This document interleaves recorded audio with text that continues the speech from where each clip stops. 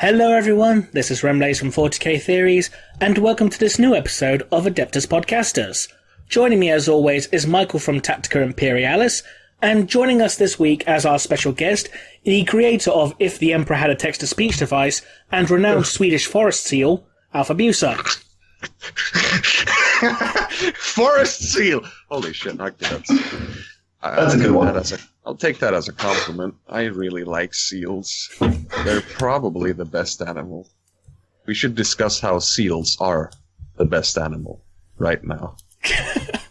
I thought you preferred Bambi. No, Bambi needs to shut the fuck up, alright? Yeah, I think just like, I don't know, like 10% of the audience will even understand that reference at all. Okay, not even that. Like maybe 3, 2, 1. As long as somebody gets it, they'll comment it. Yeah, but seals though, they're like dogs, but in the ocean. Did you know that in one of the 40k books? I don't quite remember which one. I think it's one of the beast ones. War of the Beasts ones. Yeah. They actually mention seals, but they refer to them as something absolutely fucking hilarious. And I don't quite remember what it was, but I actually wrote it up somewhere. I think it was like sea dogs or sea puppies or ocean dogs or something. Did they do that with monkeys as well, like having scorpion tails or something? Oh yeah, that was one. I think that was in either was in Master of Mankind. I think it was a Master of Mankind or the like prequel story to that one where they escort they escort Arkan Land out of Mars, an Imperial fist. I don't quite remember. That was a short story, so I don't quite remember the name of it. It was either of those two where they mentioned the simian and how they figured that like no one really knew what a simian actually looked like, and some assumed them to have had scorpion tails or despite Jacaro. But then again, Jacaros are Xenos, so it wouldn't make sense for natural, Terran fauna to look like a Xeno. That's just wrong. Yeah. But yeah, when you're in the Imperium, that logic flies. Yeah. However, and yet, okay, the Eldari look like humans, just with pointy ears.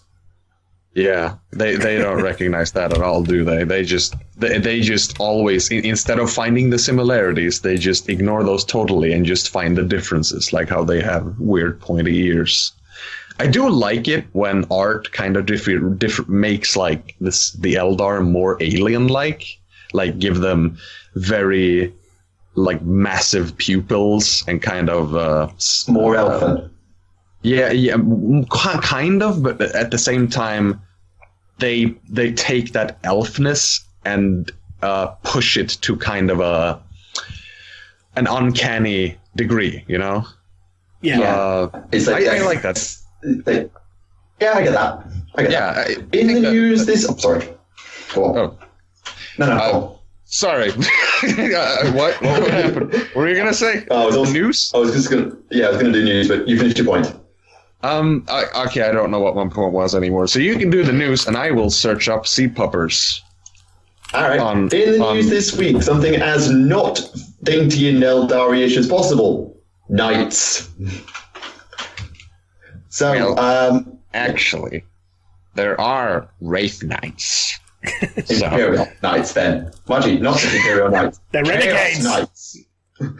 Yes. As the man who literally quoted, "I am a meme, I am Duncan Rhodes," tried and failed to reveal, Index Renegade Knights is to be a thing. That was such a good video. I love that. That was excellent.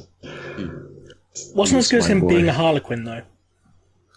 Oh, God. Is that him? Yeah. Like, was that him in clown makeup? Well, I couldn't tell. He appeared at the end of it, and then he did the whole miming, two thin coats. Did I miss that? I just saw like a video with someone with clown makeup just kind of fucking around with the Harlequin coat. Yeah, he appeared at the end of it in clown makeup. Did I? Did I not watch the entirety of that? Why? Was I just like, okay, I think I've had enough, and I just quit halfway through? What's up with that? I think I was the same. Huh. Oh, well, all right. Okay, that's... I don't know if I should judge myself over that. I'm undecided.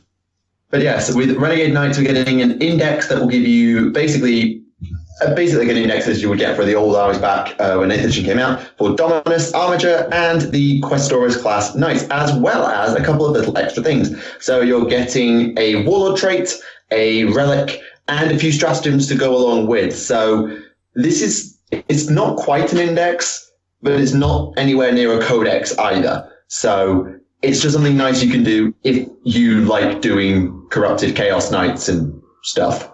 Speaking of Knights, did they reveal when Dog King's coming out? Canis Rex. Sorry? Oh, yes, Hector. I don't believe so. I don't believe they have. I would guess that now that they've done Renegade Knights, they might put out a new Knights kit to integrate him, and also maybe throw in some like Chaos iconography as like optional transfers and stuff. I don't know. That's cool. Yeah, it is.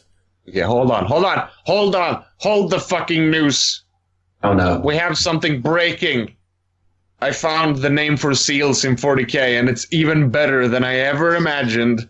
Oh no. It's Blubberdog. Oh! Good. BLUBBERDOGS! Blubberdog, holy shit. That's actually what seals should be called in real life. BLUBBERDOGS.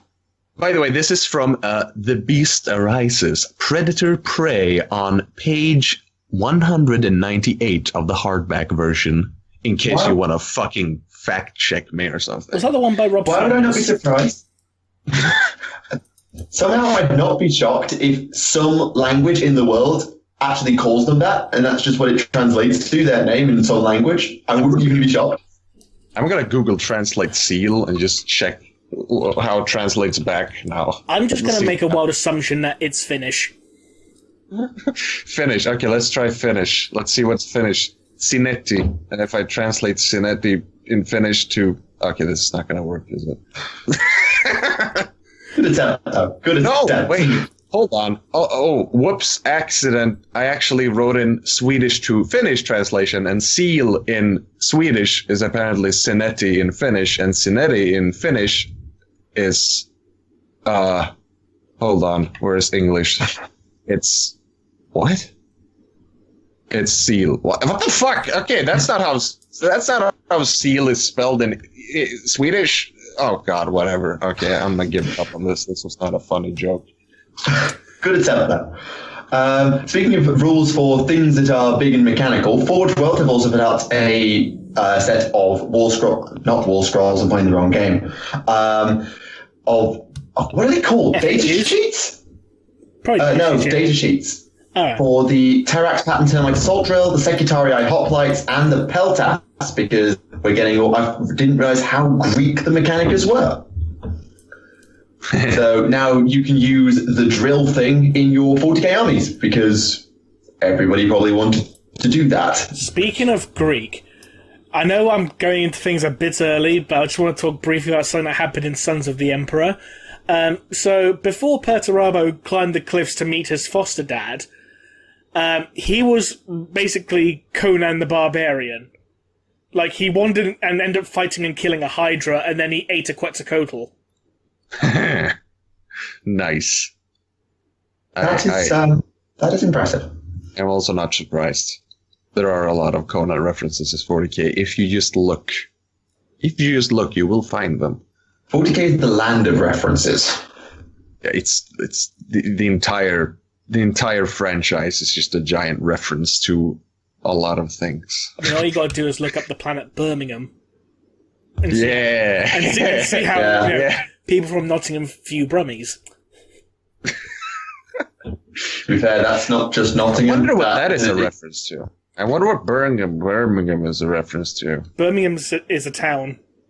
No, it must be something else. It must be a fantasy setting. Must be a planet in Star Wars. Who knows? It probably is somewhere, unless it got retconned again. I don't know. Yeah, perhaps. But as there's not many models at the moment, with the Age of Sigmar 2 release looming at this weekend as time of release, there's a lot going on, thankfully, in the world of Black Library, and that segues in very nicely to Black Library Live and everything else that's been going on with releases from that and elsewhere. Yeah, we're getting a Celestine book, which is going to be nice. It's going to have a limited edition, so I bet that's going to look absolutely pretty. Oh, yeah, there's been a hell of... I've not seen most of them, but there's been a hell of a lot of books revealed and ideas. I have not seen the limited edition version of that. Does it look really, really good? I'm just guessing it will. I haven't seen it either. They announced there will be one. I said I reckon it will look pretty. I mean, judging by the original cover art, it looks good. So, yeah, indeed. Hey, by the way, I think it's a reference to either Birmingham, Michigan, which is or Birmingham, Alabama, which is the biggest city in Alabama, apparently. Or it could be a reference to John Birmingham, who is an Australian writer. Or it could be a reference to HMS Birmingham, which was a robot hunter Sherfield class. What the fuck, a boat? Oh, it's a boat. Okay. I'm pretty sure Her Majesty's ship. I'm pretty sure it's just a reference to the town of Birmingham, which people generally don't like. The one in Alabama? No, the one in England. The one in Michigan? The one in Missouri? The one in Iowa? The one in Indiana? The one full of BLUBBERDOGS. There are a lot of Birminghams, and most of them are in America, as a matter of fact. Insert comment about American originality. Yeah, we had a comment last time about American bashing, so maybe we should pass it back before we go insane. But why isn't there a new Birmingham? That's weird. That most of the time you just have, you just place a new in front of it, like New York, right? That's how it works. Why not have a new Birmingham? A new Birmingham. What if these Birminghams came before the Birmingham in England? What if the England one is the new Birmingham? Oh boy. Okay, continue. I'm really trying to hold back a really snarky response. Yeah, the two of you could probably just snark for hours. I'll just be sat here just... I'm just trying not to go full-blown Jeremy Clarkson here. Oh no. Yeah, let's not do that. Just for the moment, let's not do that. But the Primarch series, they're going to be doing Corax and Angron next. Indeed. Well, shit. Okay, we're starting to run out of Primarchs, which is really cool. I mean, how many have they done now? Gilliman, Magnus, Ross, Fulgrim, Ferrus Manus, Jagatai Khan, and Vulcan's next one coming out. And then Corax and Angron. Yeah, and then 9 out of 18. 18, technically. Okay, they're not going to do those two. No, they're not doing the last two. You might get 19 because you might get Umagon having his own book if you want to be really cheeky. If you really want to stretch it out some more. Maybe. Maybe. Who knows? But then again, that would be so weird.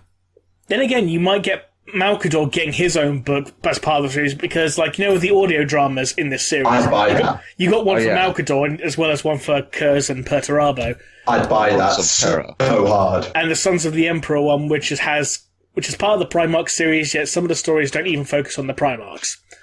They should make one for the Primorks. The Primorks. That's kind of as a prank, but kind of also not. Beast 1, Beast 2, Beast 3, Gazgul. I think it'd sell well. Speaking of books, there is a new Orc book coming out. Is it a book or an audio drama? It's one or the other. I can't remember. It's a new audio drama, Prophets of War. Really? Guy Haley. Is it actually about the Orcs as the main characters? It's the sequel to the Claw of Mork audio drama, which focuses on a group of mech boys. That's an audio drama. Yeah. I have not listened to that. Okay. That's interesting. Okay, let me ask. How do the orcs sound? Cockney. Good. The thing is, I have never heard an orc properly speak in that, Cockney manner in a Black Library product. So knowing that at least one has that delicious Cockney accent, or South London or whatever it is that's nice. Yeah. That's good. That's great. And I feel like it's mostly neglected because they want to keep like an air of kind of seriousness in many situations. So they don't go for the orcs just screaming in Cockney because it's a bit too what should you say, immersion breaking or something, or kind of too comical, I suppose. I mean, with Space Marine, they sound rather sort of gangster Cockney. I don't think it's quite Cockney. I haven't played the game in ages. Battlefleet Gothic Armada, again, you sort of get that sort of vibe with them. Dawn of War, I don't remember how the orcs sound in Dawn of War. I think every other game you just mentioned got their idea of how orcs should sound like from Dawn of War, honestly. Probably.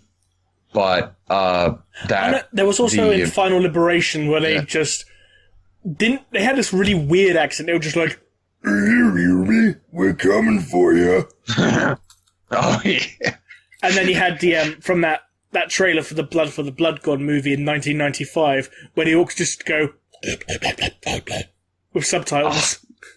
Fucking but the subtitles are all in the orc slang, so like they got the boss. Yeah, but they're all talking. Yeah.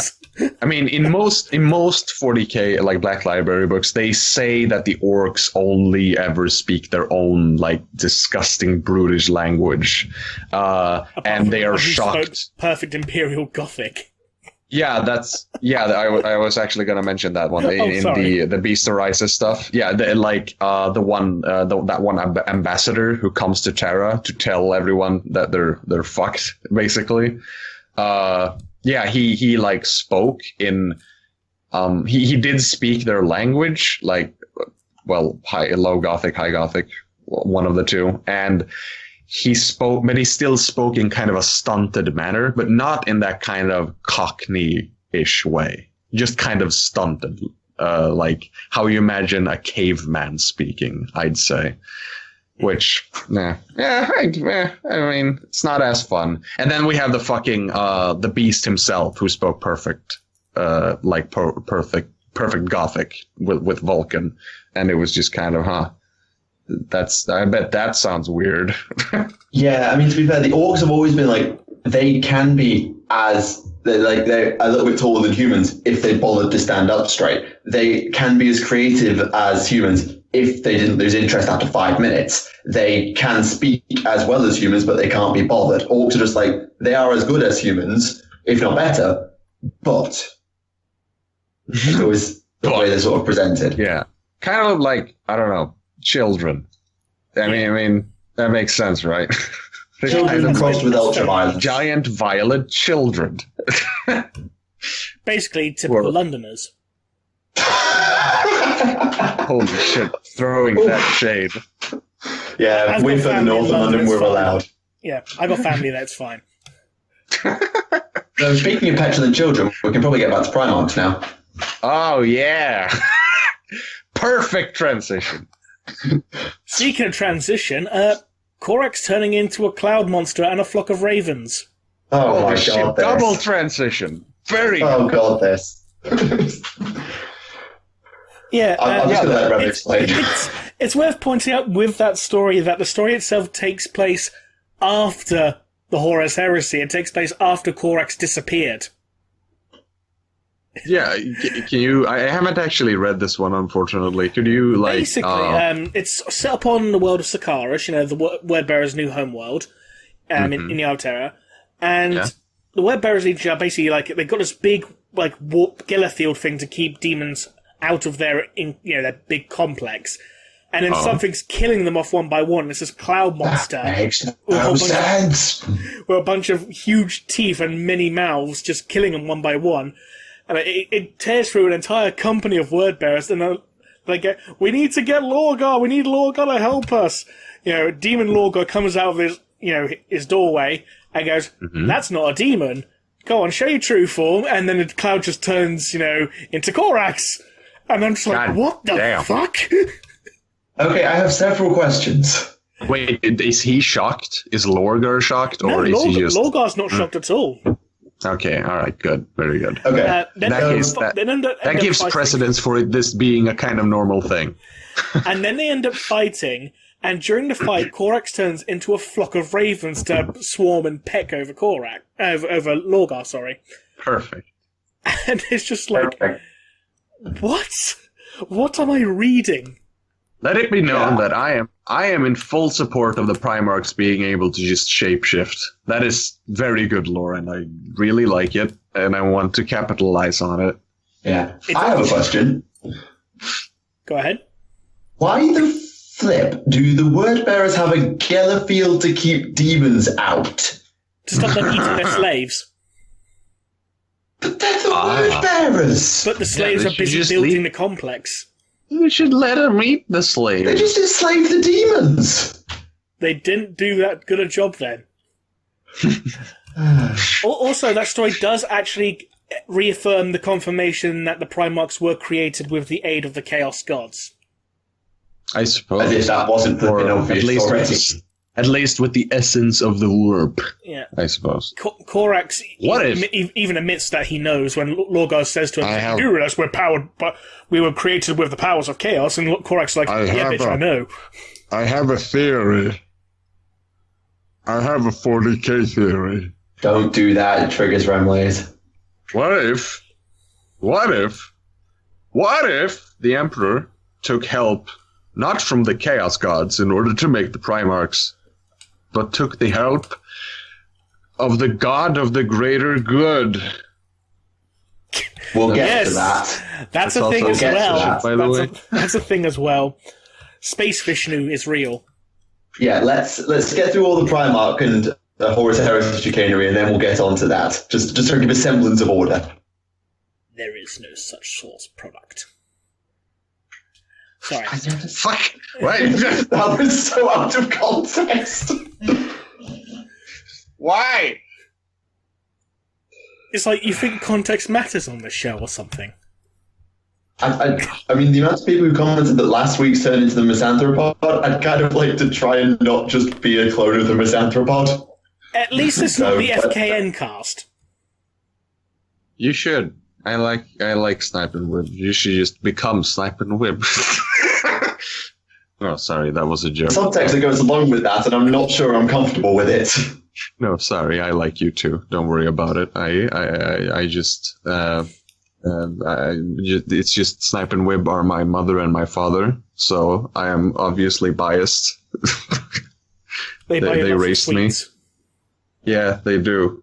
I'm gonna send them a box soon. It's full of Swedish crap, and most of it is toxic.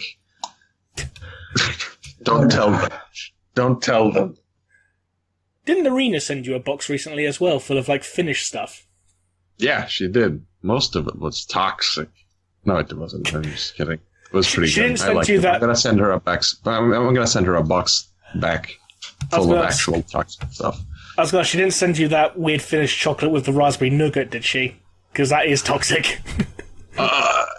No, she didn't. Good. She sent you something like that? She sent me that, yes. I got quite sick after eating that, so yes. Really? Yes. Uh-huh.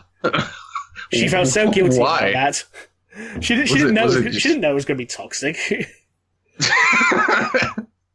Was it just, I don't know, what was it, like, incredibly bad, or was it legitimately nauseating? It was legitimately, let's just say you had to go and drop your friends off at the pool for a while. Oh, jeez. Okay, then. Well, I'm glad she didn't send me that, then. Yeah, sure. Yes, so speaking of disgusting stuff, What else was there? Oh, yes, Warhammer Horror. Yeah, I remember that's definitely a thing. Is there anything in the Emperor thing just before we get to that? Just to close the book on that. There's a shit ton. Is there anything else to bring up? There's a shit ton. I could go and make an entire episode about it, like the fact that these Lunar Wolves end up fighting essentially HR Giga. Wait, what? What? Basically, this mad scientist, or mad artist fellow, rather, who creates a bunch of biomechanical horrors. He was exiled from Terra from creating horrific art pieces. So yeah, Horus fights HR Giga, essentially. Huh. Space Giga. Okay, then. I mean, yeah, sure, why not? We've already got Space Vishnu with the Tau now. Yeah. Well, I think there was a Thousand Suns story. oh yeah, the Thousand Sun story where Sevatar called Araman a patronising Terran shithead. Yeah. And like Magnus was like, "You can't bomb this library. I need it because this race has a bunch of books on the warp." And Comrade Curse is like, "We were told to destroy it, so I'm going to blow it up." But no, give me 3 days. No, I'm going to blow it up. Oh, please, no. Please, no. What was the story called again? The Abyssal... No, not the Abyssal Edge. Oh, God. I haven't got the book to hand. But I did take a picture when I showed it on to the Discord server, so give me 2 seconds. Yeah. Was it part of that one collection? It's of the. I assume so. It's of the Sons of the Emperor anthology. Yeah, it was yeah. in the Abyssal Edge. Yeah. The Abyssal Edge. I mean, to be fair, this is the third Primarch that Magnus has nearly had a fight with. Is it 3 or is it 2? Because I know Russ, because I feel like there's been another incident involving Magnus and somebody else. I can't put my finger on it. I don't. There was Outreach Secundus. Then there's this. Give me a second. I can only think of the Primarchs he's hugged. Oh, and there's also the story with Angron on the Conqueror, Demon Angron mind, and he's crying and wanting his daddy. Like, literally, he's crouched behind his skull throne, and he's like going, Father isn't over yet, Father. You mean like the Emperor, or he doesn't have an actual father? Exactly. Like, his adoptive father. The Emperor. He does. He doesn't have an adoptive father, aka an actual father. So I guess. And then Khan's like, "Sire." It's like, "Oh, Khan. What do you want?" Just trying to. Or is he? Maybe he's yelling to Khorne, his new adoptive father. Somehow I think for that show of weakness and like pleading for Khorne for it to all be over, Khorne would probably just kill him. Yeah. That. Yeah, that's true. He was also scared of his navigator. That reminds me of fucking Courageous Charon, actually, when he starts crying over Khorne allowing the enemy to destroy their altars. Why would you let them? We built these for you. Even though, Khorne hates buildings. Yep. But I know that Magnus I know that Magnus has not fought Perturabo and Jagatai Khan. So they will be friends. Those will be excluded. And we know, I think. And we know that Magnus did not do nothing wrong, because he did do a lot wrong. Accidentally, perhaps, but definitely something wrong. Accidentally or not, he still did a shit ton wrong. I'm not saying he didn't. I'll defend Magnus until the cows come on, but even I won't admit that he did nothing wrong. He did a lot wrong, even if it was by accident. Yes. Magnus did things wrong now and again. That's the new hashtag. Hashtag Magnus fucked up. Yeah. Some other announcements quickly from Black Library Live. We got a new Ynnari novel, which has got a really awesome piece of cover art showing Yvraine a cat. Drakari witch. Yep, the cat. I thought the Vizark's in the back, although I thought he was the guy at the front first with the no helmet. And I was like, hang on, no, that can't be the Vizark. No, that's the guy from that's the guy from the Wild Rider short story. Yeah, I think it's a sequel to it. No, it is Wild Rider. It's the sequel to Ghost Warrior called Wild Rider. No, I mean there was a short story about the Wild Rider itself. I think it was called like not Wild Hunt. Oh bloody hell! What was it called? Damn it! Let me go check on Black Library. Oh yes, yeah. Necrons. Everyone loves Necrons. Well, almost. Sarcasm. Boy. We also have a new anthology coming for the Horus Heresy. Sorry, what was that? Was it sarcasm? Coming from Rem, you never know. Or do you? So, yeah, we have a new anthology for the Heresy, Heralds of the Siege, which is going to be 16, it's an anthology putting together 16 stories, many of which are first time in print, and some audio drama put in text form as well, which is good for finding references. We also have another Heresy book coming called Titan Death, though where that's going to be set, we don't know. So it maybe is classed as perhaps the biggest battle of the entire Heresy. Maybe they just mean big because it's got Titans in it. I don't know. So where would that be at this point? Have they got to what's the name of the system? Beta Garmin. Have they got to Beta Garmin yet? Trying to remember. Don't think they have. Because no, Wolfsbane's before Beta Garmin, I remember. It's after Malek, but before Beta Garmin. I think Slave to Darkness is when they get there. I think. Right. But we also got... Sorry. But we won't know for certain until the mass release version comes out, even though some lucky gits already got the book. Grumble, grumble, not mad at all. No, I'm perfectly fine. The bastards. Fine. I'm fine. And Visions of Heresy is also being updated in December with new art, and including a new art that reminds me, it's basically the John Blanche art redone by Neil Roberts. So it's the battle between Horus and the Emperor, and it looks really good. Yeah, I remember when Fresh commented on it when he thought the Emperor wasn't wearing any pants. Oh, that one. Yeah. Oh, yeah. I remember that. How did he make that mistake? I don't get it. He must have looked at it from like 5 meters from the screen or something, because I don't see it. I do not see no pants, unfortunately. It's interesting looking at this art because Horus was obviously famous before his corruption of having that big, was it a wolf cloak that he had on his back? A pelt of some sort. Well, in this artwork, it's been turned into what looks like a giant cloak of shadows. Yeah, a cloud of shadows. That's really cool. Yeah. Though I still don't like red light head Horus. I don't approve of that. Can we also point out the fact that Sanguinius's feathers are all over the foreground? Yeah, it suggests there's more to this picture than we can see. Very offensive. Yeah, so, like, I know that red face Horus has been, like, a constant forever. Oh, yeah, it's always been a thing.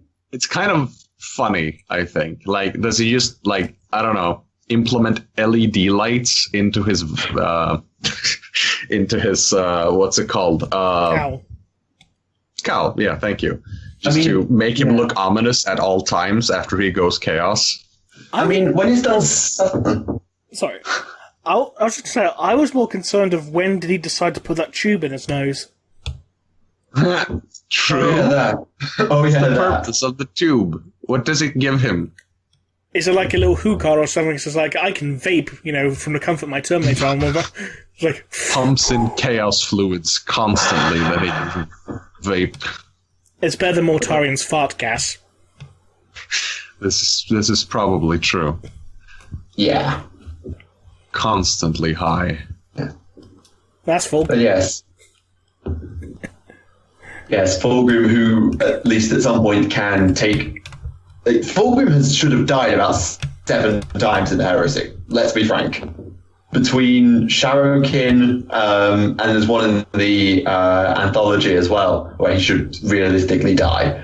When he had a virus bomb blow up in his face. and all it did was mess up his hair. Wait, what hair? Fulgrim's hair. You know, Fulgrim. I thought we were talking about just Horus. Sorry. Sorry. Yeah. But yeah. Fulgrim lives by the power of plot armor, probably more than almost anybody in 30k. Really? He's at Gilliman levels. Just has he been in the most like hard ass situations where he has just barely gotten out alive, or?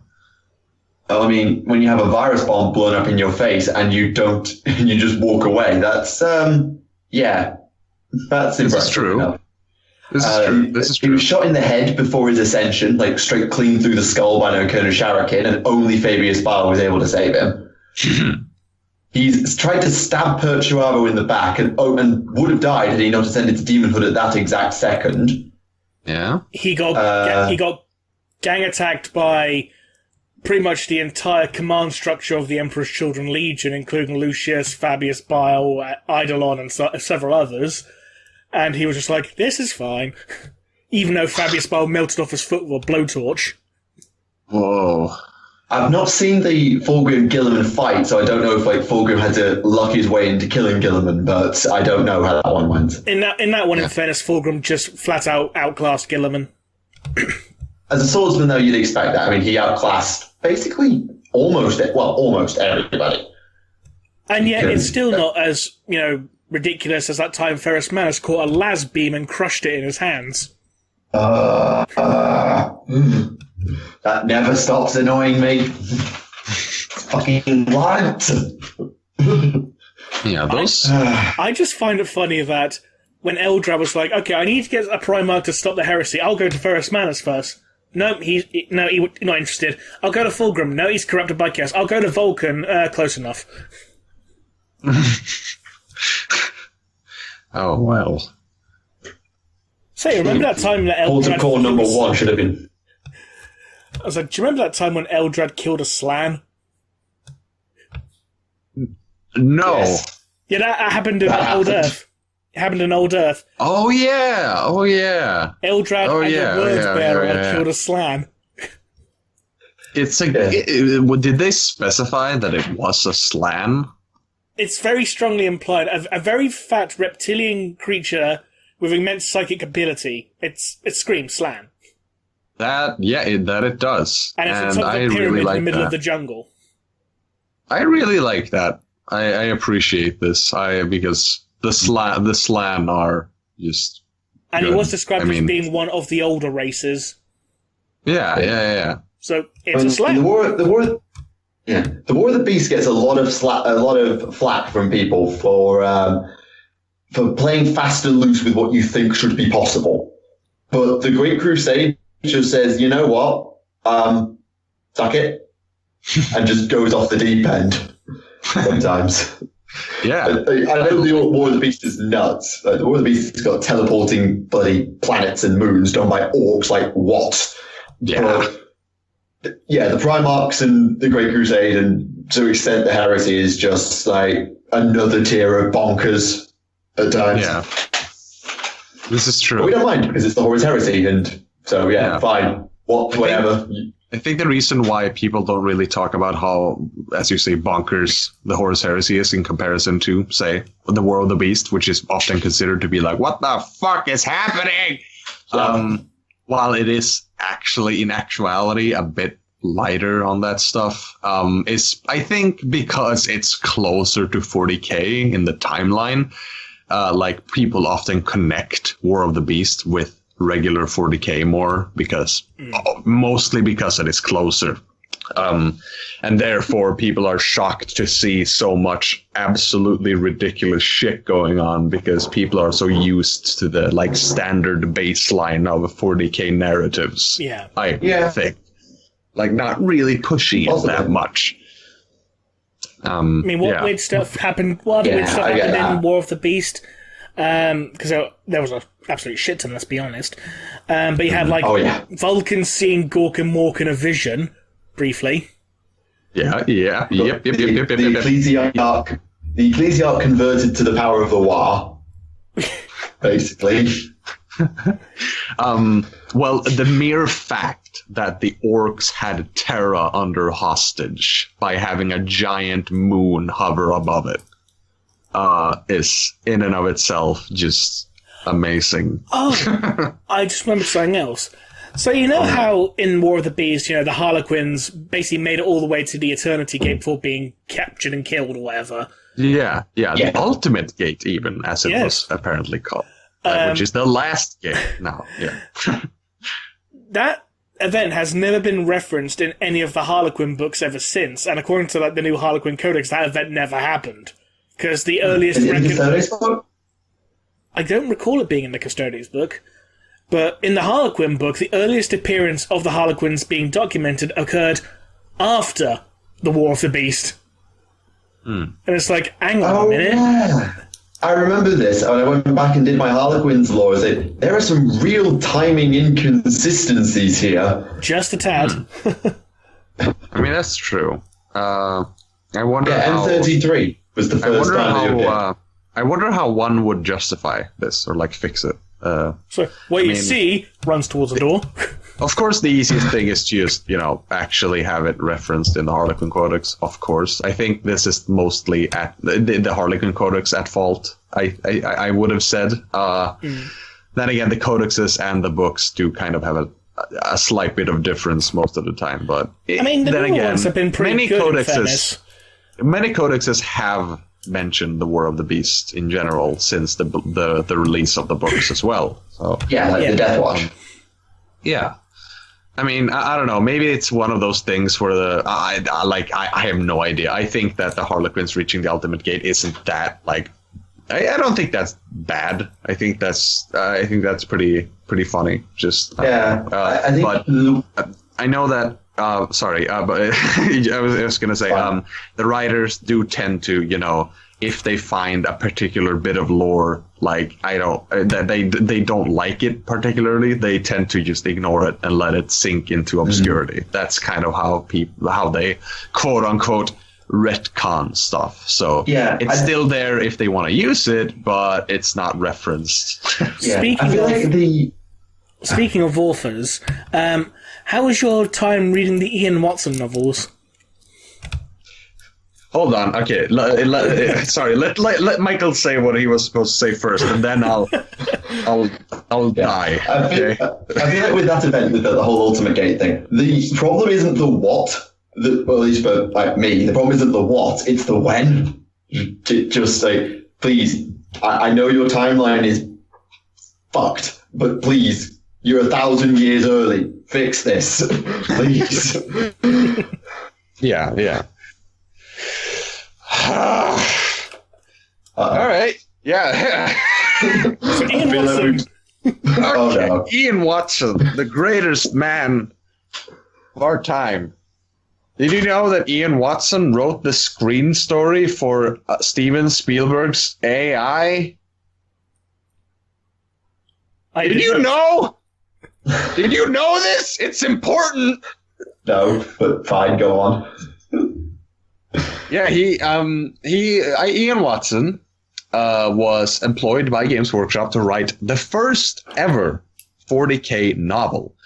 Now, he had been employed earlier to write a few short stories for the anthology Deathwing, which was the first 40K book, just book full of stories ever released. So this book, Inquisitor, as it was called, it's right now, nowadays it's called Draco, or since 2003, but now it's usually just referenced as part one of the Inquisition War trilogy, because it's only released in omnibus form nowadays. Right. But this book was released in, I think it was 1990. I'm not entirely sure about this, but this is... Yeah, I'm mostly basing this off of the date that is written, publishing date in my personal copy. And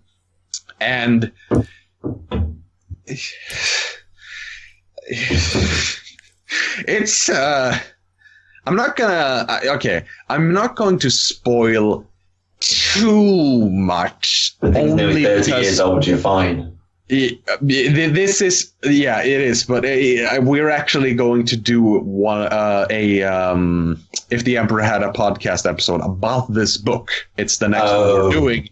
It's gonna be a while until we get there because after episode 26 is done, I'm going to be focusing on episode 27 immediately, not making anything else, just to see how long it takes for me to make an entire episode without anything else in between. But this book, me and Thunder has been on the podcast, so you know who he is, I'm going to assume, and two of my other friends who also helped me write scripts and stuff for TTS, Erndil and Garrett, sat down and decided, okay, we're going to start reading books together just so we can, in group, take notes about what is happening and maybe smooth out the process of coming up with ideas and funny jokes and whatever for scripts. So we read this. We decided, okay, we're gonna read the first ever 40K book. This is gonna be really interesting, and it's probably going to be very different from what we've got going now. We got a lot more than we bargained for. Not only is it as we expected, it is very different from current 40K, and that's fine. I mean, it's Rogue Trader. This was written at the tail end of Rogue Trader, right? 1990. Yeah, because our second edition came out in 93. Yeah. And Ian Watson, since the lore of 40K hadn't been established that well, the tone of it, Ian Watson was more or less given free reins to do whatever the fuck he wanted. Problem is, Ian Watson also wrote a book called Orgasm Machine. By the greater God. You know the whole haha funny meme joke about Slanesh being the god of the sex? Yeah. And it being the singular thing people talk about when they talk about Slanesh. I think Ian Watson pioneered that idea and just sank it into public consciousness at a very early date.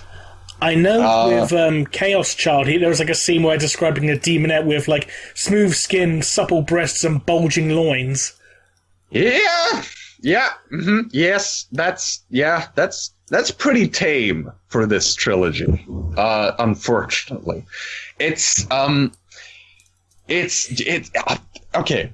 Okay. Let's play a game. Mention a fetish. A fetish that you feel feel is that you would say find on DeviantArt. Just mention one at the top of your head. Can we not play this game? Please, for the sake of mine and the viewer's sanity, can we not play this game? Remleiz, do it. A fetish that's found on DeviantArt.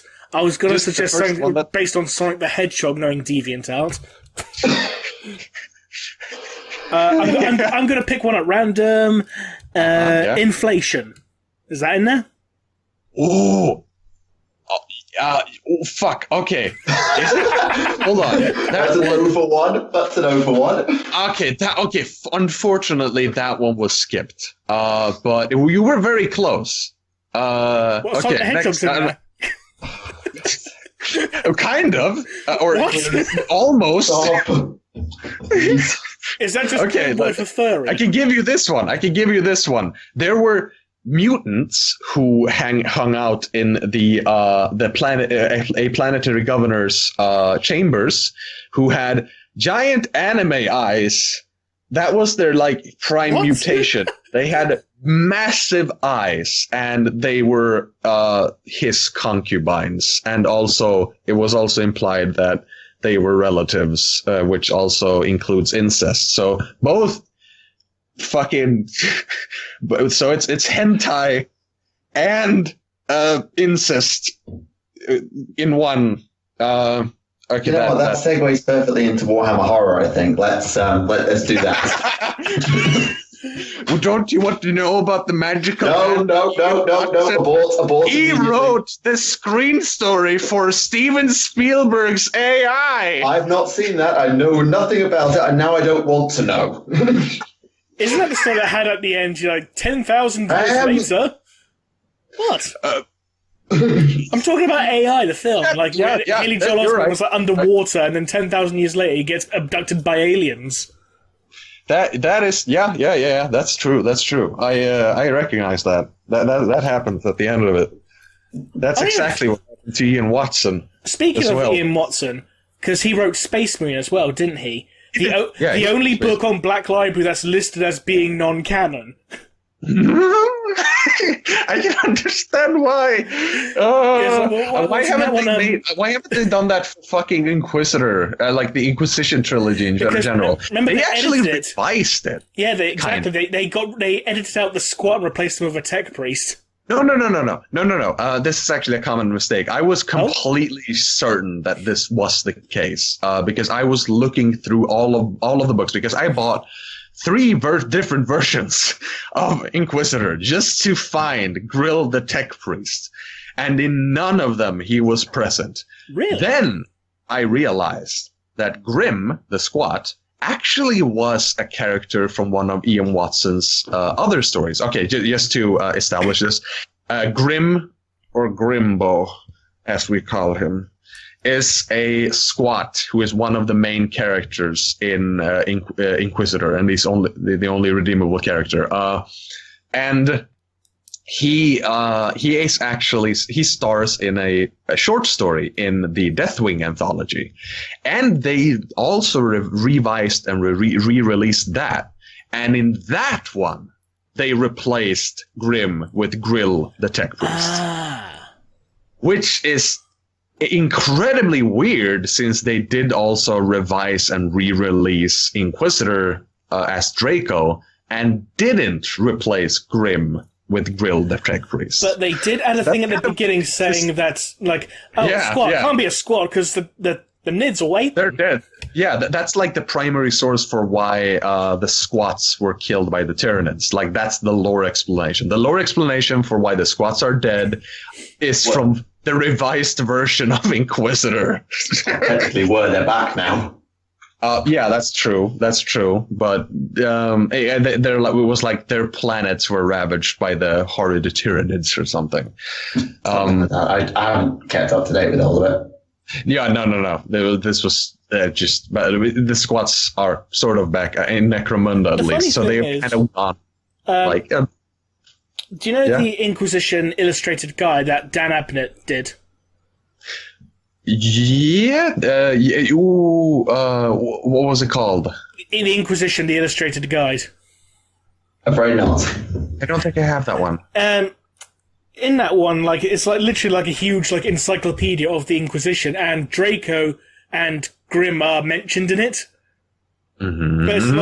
But it's Jack Draco is an Inquisitor who struggled against the cult of the Star Child, and he was accompanied by a Kalidas assassin and a character named Grim who was an abhuman. Who was an abhuman? Yeah, I didn't say Scott, I just said abhuman. Oh, that's an easy enough sidestep. Yeah, that's offense. But yeah. Okay. But yeah, okay, let's... Speaking of Dan Abnett, sidestepping to Eisenhorn for a moment, because I assume you've read the Eisenhorn books. Unfortunately not. I haven't. I have them, but I haven't read them. In Hereticus, they find a world that was home to a demon kingdom that existed before the Eldari were ever evolved. Even though now we know that the Chaos Gods weren't created until after the war in heaven between the Necrons and the Old Ones. Which involves the Eldari, yeah. Wait, yeah? Is that established in one of the newer? I think it's the Nightbringer's fault. No, it was established in the 3rd edition Necron Codex, but it was never retconned. Yeah. There's nothing to contradict yeah. it. I mean, it was established throughout first edition to third edition, but it hasn't been mentioned since. So it like they can easily retcon it if they wanted to, but they haven't. They haven't done that, right? It's retconnable. It's retconnable, but yeah, exactly, yeah. It's retconnable, but they just haven't touched it. So if they want to make the Chaos Gods more omnipotent and all-encompassing, they'll retcon it, I suppose. But I like the lore that they came about in the Middle Ages of human time. But there is a mistake that people often take, is that it's too human centric because the humans spawned the Chaos Gods during the Middle Ages. But it's actually the other way around. The reason why the Middle Ages were so fucking shit is because the Chaos Gods were born then. Well, I was always the Chaos Gods have been around since year dot, and then they were awakened in that time. Is how I always put it. That's also how I see it. I think that ever since that's like a way of like chaos theology, like because obviously there are many different kinds of chaos theologies in practice. But that's one I really like. That ever since the first ever emotion was felt, the Chaos Gods have been there, but they have been sleeping. Like, emotions and Chaos Gods are interchangeable in that they are kind of dependent on one another. But TTS Magnus for episode 19 sums it up perfectly for me. Yeah, but there's also, of course, there are of course very legit counter arguments to that. I also really like the one like a chaos theology that is mentioned in the third edition Chaos Space Marines Codex, which is that some believe that the entirety, like all of the Chaos Gods, are actually part of one being. Oh yeah, the God of Chaos Undivided.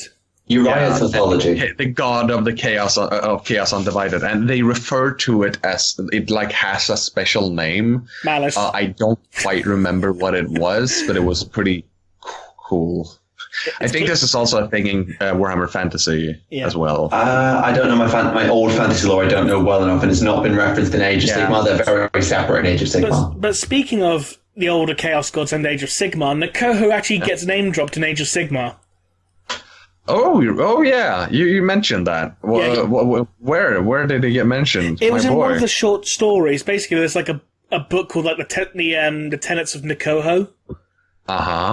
Which is basically a book on atheism in a realm of gods. I just find this so hilarious. Anti-theists. There's atheism, let's be honest. Yeah, I find it so hilarious that an anti-theist policy can spring up when, if you're human, Sigmar is literally right effing there.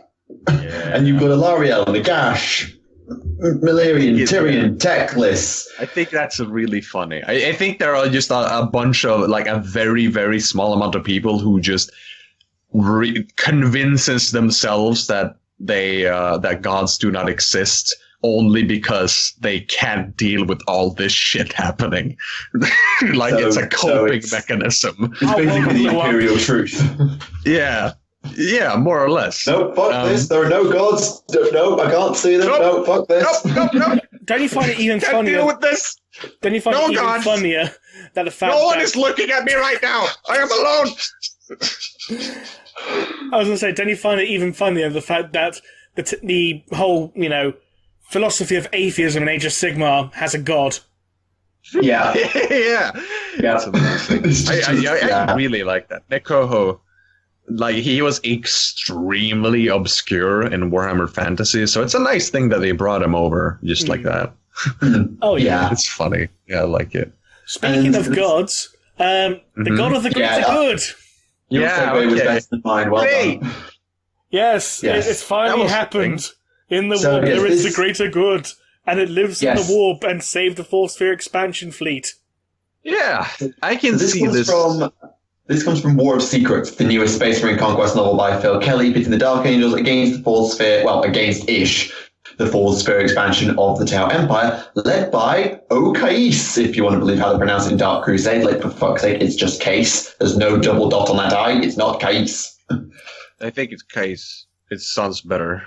Case does sound better, but there's no double dot on the I. I like to pretend it's the guy from Fire Warrior. Yeah, oh god. Yeah, sure, whatever. You do you, I guess. The one man army. His case comes across in this book like the guy from Fire Warrior. He is completely psychotic. Like, he was put in stasis for 300 years, yet he was completely conscious for it. Fucking Tau Doom guy. I mean, he is. He's a monad. He trained under Puretide with Farsight and Shadowstone. He is a one-man army. That's his entire gimmick. So it is the guy from Fire Warrior, then? Yes, perfect, I guess. I don't know. I have conflicted feelings about this. Yeah, but yeah, Case is an absolute monster. I've not seen it all. Rem's just show me a bunch of quotes. Case is a monster. Yeah, he literally tears his way through the Angels of Absolution First Company, and the only way they beat him is by launching an orbital bombardment on him. Like, literally, it's like, he's looking through, it's like, oh shit! Boom. But he survives, right? Is it too early? Is it too early post-release to reveal the big twist, or are we safe? It's a little too late to reveal the big twist, considering the book just came out. All right, we'll leave it. We'll maybe leave it for an episode or two, and then we'll come back to that. Yeah. But the ground of the greater good, though. Oh yeah, we'll talk about him. Yeah. Oh, we'll talk about that. That's too fun. Literally, it's Space Vishnu. It's a multi-armed Tau god that looks like an ethereal with human hands. Yeah, that's funny. And I can see like, it. We don't have any gods. Like, there's one right there. I guess he's being I guess he's being like slightly controversial among a few people who like it that the Tau are like godless, more or less. But you'll at least be happy to know that the Tau themselves didn't actually create this god, right? Like, exactly, it was the humans who made it. Yeah, or the humans and the other psychic races that are in the Tau Empire. Yeah, I mean, the Tau did probably lay the foundations for it by creating the Tau Va, but they alone, as a conscious race, probably didn't have the psychic power to build it. Probably. No. But what a lot of people don't seem to be realizing when they've pointed this out, if just humans and some other races can create a god in the warp in, 2,000 years, give or take? Now, in less than 1 to 2,000 years. Now, imagine all of the Imperium has been believing in the Emperor as a god for 10,000 years. Mm-hmm. Yeah. The Star Child is real, ladies and gentlemen. It lives. Not to mention the fact in that story Crusade, literally a Primarch Marine, like, he's mortally wounded and he opens his eyes and he sees the Emperor and talks to him. And the Emperor, and he goes, Emperor, is that you? And he goes, once, perhaps. And I was like, ooh. It's like, do you still wish to serve? Only in death does duty end. Okay, wake up, you're going to be put into a dreadnought, bitch. Speaking of Tau and gods and things, have we talked about Sassmaster Shadowstone on this podcast yet? Oh, when Shadowstone, quote, met the Emperor. Oh, yeah, that thing. I saw that as well. You linked it. Yeah, Shadowstone is the Sass Mistress. It's ridiculous. Yeah, that was pretty goddamn scathing, honestly. Yeah. I mean, it's pretty scathing, in Farsight's book, when Farsight's trying to be romantic to her and she just says, take your hand off me, it's embarrassing. Jesus, fuck. I'm unabashedly... Does that make Shadowstone a yandere or whatever it is? Or no. Don't quote those anime things at me. I have no idea. No. Well, jeez. Someone correct me in the comments if it's yandere or tsundere. I don't know. No. She wants to be single at the moment. It's not like I like you or anything, bucko case. Yes, and also I have to kill you because the Ethereal said so. Oh god, it's happening! But, shit. Kids will be jealous. What was it that she said exactly? How the Emperor has no sense of style, essentially. Yeah, that's it. Yeah, she dunks on the Imperium's aesthetic, like as a whole, and the Emperor's fabulous golden armor, which she calls completely impractical. Yeah, she just thinks it's a bit much, it's a bit fucking much. The giant it's the Emperor, screaming of course it's face be on the ostentatious. knee pad, giant eagle, giant claw, 2 Flaming giant sword. eagles, 3 giant eagles, 4 giant eagles. pointless 5 laurel. gold rings. Yeah, it's interesting. I feel like there's so much untapped potential in the Tau just for fun and interesting characters. Because Crisis of Faith, really, really good book. The Shadow Sun stuff, obviously, it's gone over really well. And now Case has been pushed really well. There's so much potential in the Tau. I am so happy that they finally gave the Tau a way to actually cross the galaxy, though, for real. Yeah. I feel that has been the biggest issue with the Tau species, because like every other faction in 40k has been capable of full-on lightspeed travel, and thus they have been a threat to each other, like a legitimate threat to one another. But the Tau have only been reserved to the eastern fringes of the galaxy, and they haven't been that much of a threat except on that front. Now, finally, they can join with the big boys and become an actual threat to everyone, which I think is they find good. Worlds anyway. Oh, and can we also point out the fact that a Kroot kicked the shit out of a Primaris lieutenant in close combat? What the fuck? A Kroot, yes. That's like you being like beaten the fuck out of by a chicken. Well, the Kroot are chickens, aren't they? Yeah, they're pretty chicken-like. I like to think. She makes chicken noises. Also, they come out. Yeah, you just imagine like a big old rooster just beating the shit out of you, and you cry and die. Yeah, it's interesting listening. That's what happened. It's interesting reading the way they speak. It's like, you man, you want to do this. Like they speak like they're from the West Indies or something. Jesus. Oh, it's the World of Warcraft troll thing all over again. Yeah, literally that. Yeah.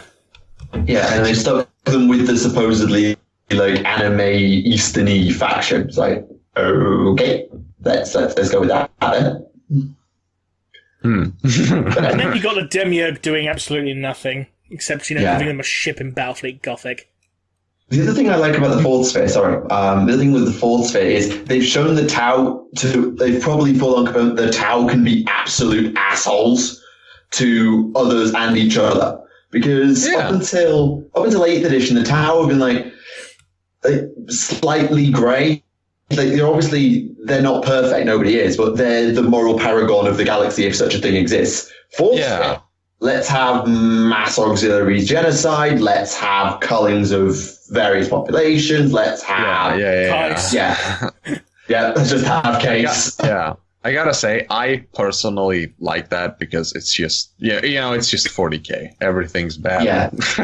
Oh yeah. I know that I have a friend who I've talked about this because he has a problem with 40k in that he feels like he has no one to really root for because his moral compass doesn't allow him to root for anyone because everyone is an asshole, which is correct. An understandable problem, I find. He could go for salamanders. He really liked the Tau. He really liked the Tau, like during 3rd edition, because they were like genuinely good guys. But then, and that made it easy for him to use root for them. But then they, brainworms started castrating everyone. Okay, the brainworms thing is the best fucking. It's just gotten darker and darker and darker. Yeah, exactly, and it's. I mean, I like it. But I can understand if others feel a bit robbed, I suppose. Yeah, you see both sides. Some people say they're too clean, they don't belong, and then the other side people say they needs to be a good guy, even if they're this tiny nobody on the fucking arse end of nowhere. Yeah, it's good to have a good guy.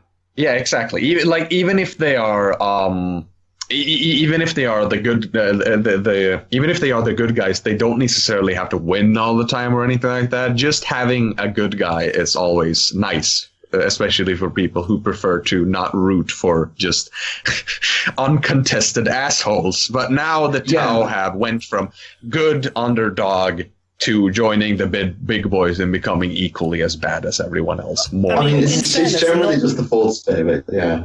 In fairness, they're still not as bad as the Marines Malevolent. No one is, except the Dark Eldar, I guess. No, not that bad. At least, And maybe the Dark Angels, but you'll find that out if you read the book. yes. I mean, let's be honest. The Marines Malevolent, they are the arseholes of the galaxy. Yeah, they're just jeez, fucking Marines level. I mean, didn't one of them go up to Tushan and call him a bitch, and Tushan just knocked them the fuck out? Yeah, that sounds about right. I kind of want to have a Marines Malevolent in a short or something, and just have him be a giant toxic asshole to everyone, and going actually, just kind of being this condescending, know-it-all asshole. The thing is, people will think it's an angry Marine. Whoever thinks that is bad. The angry. Let me make this proclamation for those who have missed the memo. The angry Marines are not canon in TTS. I just want to make that clear. I don't like old memes. I'm sorry. If you find it funny, that's fine. I don't hate you. I'm just tired of angry Marines. Really do not. So, can I ask questions, or is there any more to discuss in Revelations? Oh, sorry, you became a robot. Yeah. You're really beeping right now. Yeah, I'm sorry. Am I? Yeah. Right. Warhammer Horror? Yes, Warhammer Horror. It's basically Games Workshop are going to be doing Warhammer Horror stories, which would be a nice change considering we've only ever really had, one? I can know off the top of my head, and that was Back from the Dead, and that was a Necromunda novel. Yeah. I like it that they are allowing the authors to kind of expand their horizons a bit, and not only just allow them to write something that isn't just fight, die, which I like.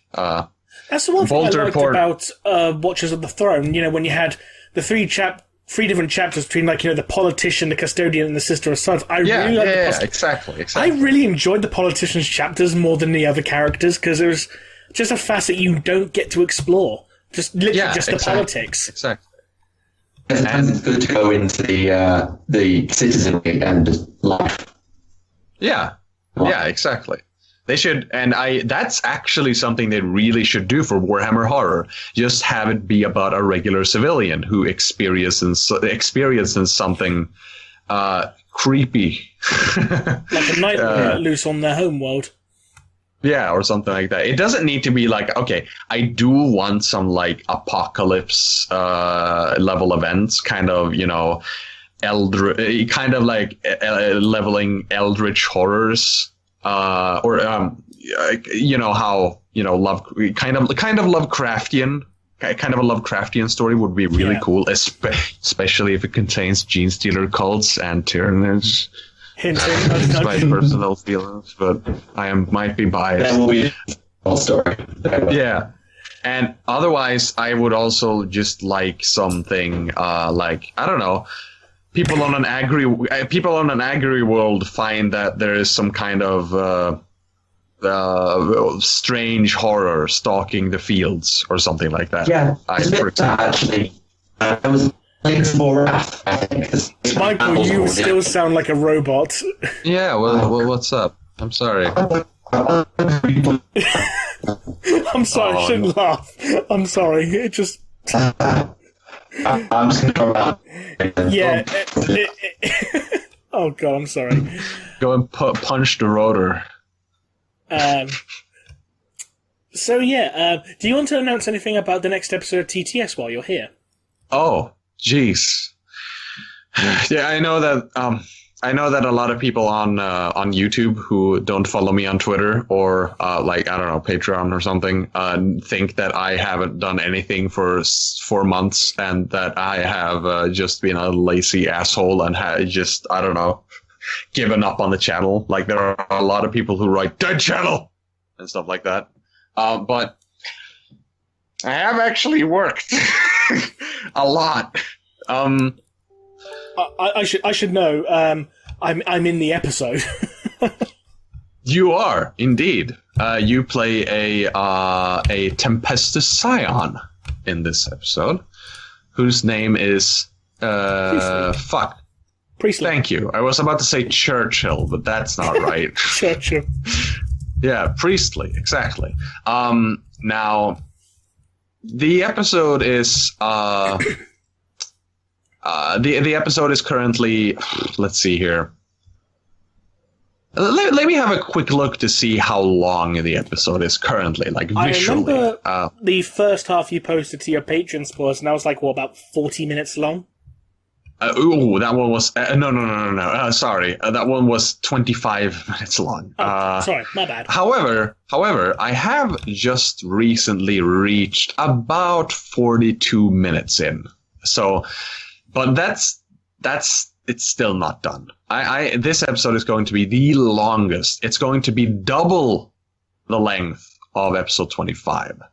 Yeah. Now, yeah, it's going to be 60 minutes, just about. That's what I'm going to have to suffer. Hello there. He's back. Okay. Okay, good. It's working. Yeah, you're back now. Yeah.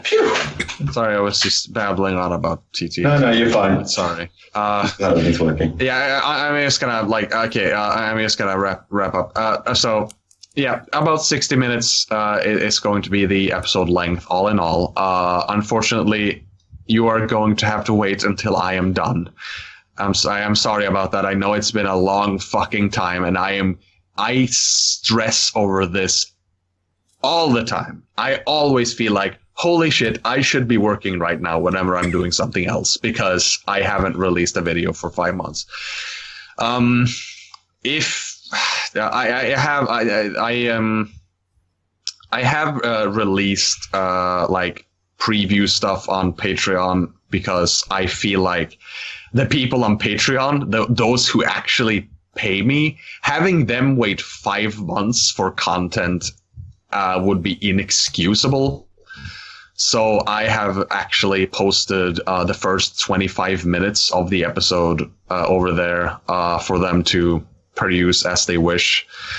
You might have seen the episode leak on some websites because there have been people who have just posted the links, and I actually allowed them to do that. I told people that, yeah, you're allowed to link this wherever you want. You're allowed to show this to your friends. You're allowed to link it. This link is yours. Because the people who have been helped, this is, as a thank you to those helping me, and to show that, to show to them that I am working, because they are the most important people in my life, more or less. I can only say, as someone who I don't have, I proved to myself going into the end of this year, I don't quite have the budget to be doing Patreon because there's too many people I want to support, and I wouldn't want to play favorites. So I'm completely fine with it taking as long as it takes, because I just know it will be. I can't tell you the amount of times I rewatched episode 19, episode 25. That's fun to hear. Yeah, at one point I could quote Magnus and Kitten's conversation in episode 19 absolutely verbatim. I could do it at one point. That's holy shit. Okay, yeah, that was how good that was and how well I remembered it. That's surreal. In that case, you have watched the episode more than me. But it's like, I'm willing to wait because I know how good it is, and I think everybody, I don't know if I speak for absolutely everybody, but most people will say, look, take as long as you need. The voice acting is great. The editing is great. Just get it out when you're happy, and we will lap it up. That's really nice of you to say, though. I really do appreciate it. That's so fast and short, please, because I want a casting role. Ooh. I have Rem's voice of Farsight, and your universe and his universe are completely in canon now, so Yeah, I can just throw in an extra Tempestus Scion, just edit him in kind of haphazardly into the episode, and you can voice him. Yeah, sure. He can hang out with Priestley, which is Remleiz's Tempestus Scion character, and just the football hooligan. Yeah, you can say whenever Priestley says something, you can say, "Yeah, that's right. I agree." Yep. Or maybe to create some kind of like character conflict, you can sometimes say, "I don't quite agree with that," and similar things. Okay, that's just basically a podcast at that point. Yeah, exactly. Perfect. It'll be perfect. It'll be a metaphor. Not enough dad jokes though. Yeah, I'm sure Remleiz could probably find somebody more famous to get into TTS if he tried. I would like. Actually, speaking of that is actually something. You know, Trace in the Infinite. Yeah. I will only ever have him in TTS or any video I make ever if he is voiced by Ashens. That is, I will never have him. If I cannot get a hold of Ashens to do his voice, I will never include him. That is a decision I have made. That's fair. Because if you think about it, they're the same. Trace in the Infinite is just Ashens, but in 40k. That's just how it is. There you go. That is my hot take of the day. Fair enough. But yeah, okay. So, should we get some questions? Or is there anything else? Go for the questions then. All right, then. So, this is probably one that will be quite interesting. How many codices do you buy per edition? As many as I can. Yeah. Same. Yeah, I don't get loads. I get the armies I'm playing, and if there's like something I really need to check, I'll get it. But for Age of Sigmar, I've actually bought 4 for armies I'm not going to play, just for lore purposes. It's the first time I've actually properly done that, which is interesting. Nice. In the book Devastation of Baal, there is a cave with red crystal structures resembling the ones from Horus's flagship, which has the shape of Sanguinius' ghost. Is it possible for the Blood Angels to harvest this crystal and add it to the Baal cave so that the ghost of their Primarch can be with them in quote-unquote flesh? I want to answer this quickly because I know Rem hasn't read this. In the book, I've actually gone and looked this up because I actually asked the commenter to give me a reference. That is in reference to a cave where they do the ritual to try and, spoilers, to try and stop Kabanda. And they basically say they will never harvest that stone. If you're referring to the stuff on Horus's flagship, as another commentator points out, you'd have to board the Vengeful Spirit, and that's just not going to fucking happen. Yeah, I couldn't actually quite find the reference because the crystals themselves, I haven't read anything to do with the ghost of Sanguinius on the Vengeful Spirit, so I couldn't quite corroborate it. Which book is that in, by the way? The Crystal Sanguinius is mentioned in both Talon of Horus and Black Legion, I believe. Right. Or actually, the Crystals of the Souls are mentioned predominantly in Talon of Horus, but the one of Sanguinius specifically is in Black Legion. Right. I'll maybe link you that quote later and you see how similar they actually are. Yeah, because Iskandar Kaon shatters the statue and takes a piece to make the pommel jewel of a sword, and then the statue just reappears elsewhere on a ship later on. Right. Okay. In a manner... Sorry, go on. And he did say, like, when he ever got close to these crystal statues, he felt a presence in them just as he did within a Rubricae. Makes sense. Yeah. So, yeah. All right. In a manner similar to the War, could humanity's perception also shape demons? For example, if they believe a bloodthirster is all-powerful, it is all-powerful. So can humans do a red ones go faster? Kind of. Not as effectively as orcs, obviously. But Yeah. I know some demon venom is basically... Its potency is based on belief, because this was actually in one of the Fabius Bile novels, that if the demon venom was injected into you, if you believed it will kill you, it will kill you. If you believed it will be fine, you'll be fine. Yeah, and I know that demons appear how people believe they appear. So demons are affected by perception. Yeah. But I don't think it quite goes WoW level. Yeah, I think the way that orcs and humans work in connection to the warp are different in that humans and other psychic species affect the warp with their emotions and their thoughts and stuff like that. And having enough people affect the warp at the same time can have an effect on the physical realm, in that the warp can have an effect on the physical realm if the barrier between the warp and the materium is thin enough and stuff like that. Yeah, that's one of the theories about the Legion of the Damned, is that they're a human construct of the psyche, summoned in desperate need. I personally believe they are just actual demons, but whatever. Yeah. Orcs, however, are they're slightly different in that they're like localized version of the war, like a very localized version of the warp. I just find it funny with orcs that the orc mentality is so powerful, it can overpower demons and it can overpower a Gene Stealer broodmind. Yeah. Yeah. Yeah, That's just like with an entire war, right? Yep. Yeah. And the weird thing is that doesn't seem weird. Yeah. That's the weirdest thing. It's not weird. The weirdest thing of that story is that the Kalidas assassin disguised as an orc pain boy got elbowed in the gut and a bunch of sandbags dropped out. But yeah, their connection to the warp is so like intense through the what's it called, the Warfield. Yeah, the Warfield. Yeah, that's it.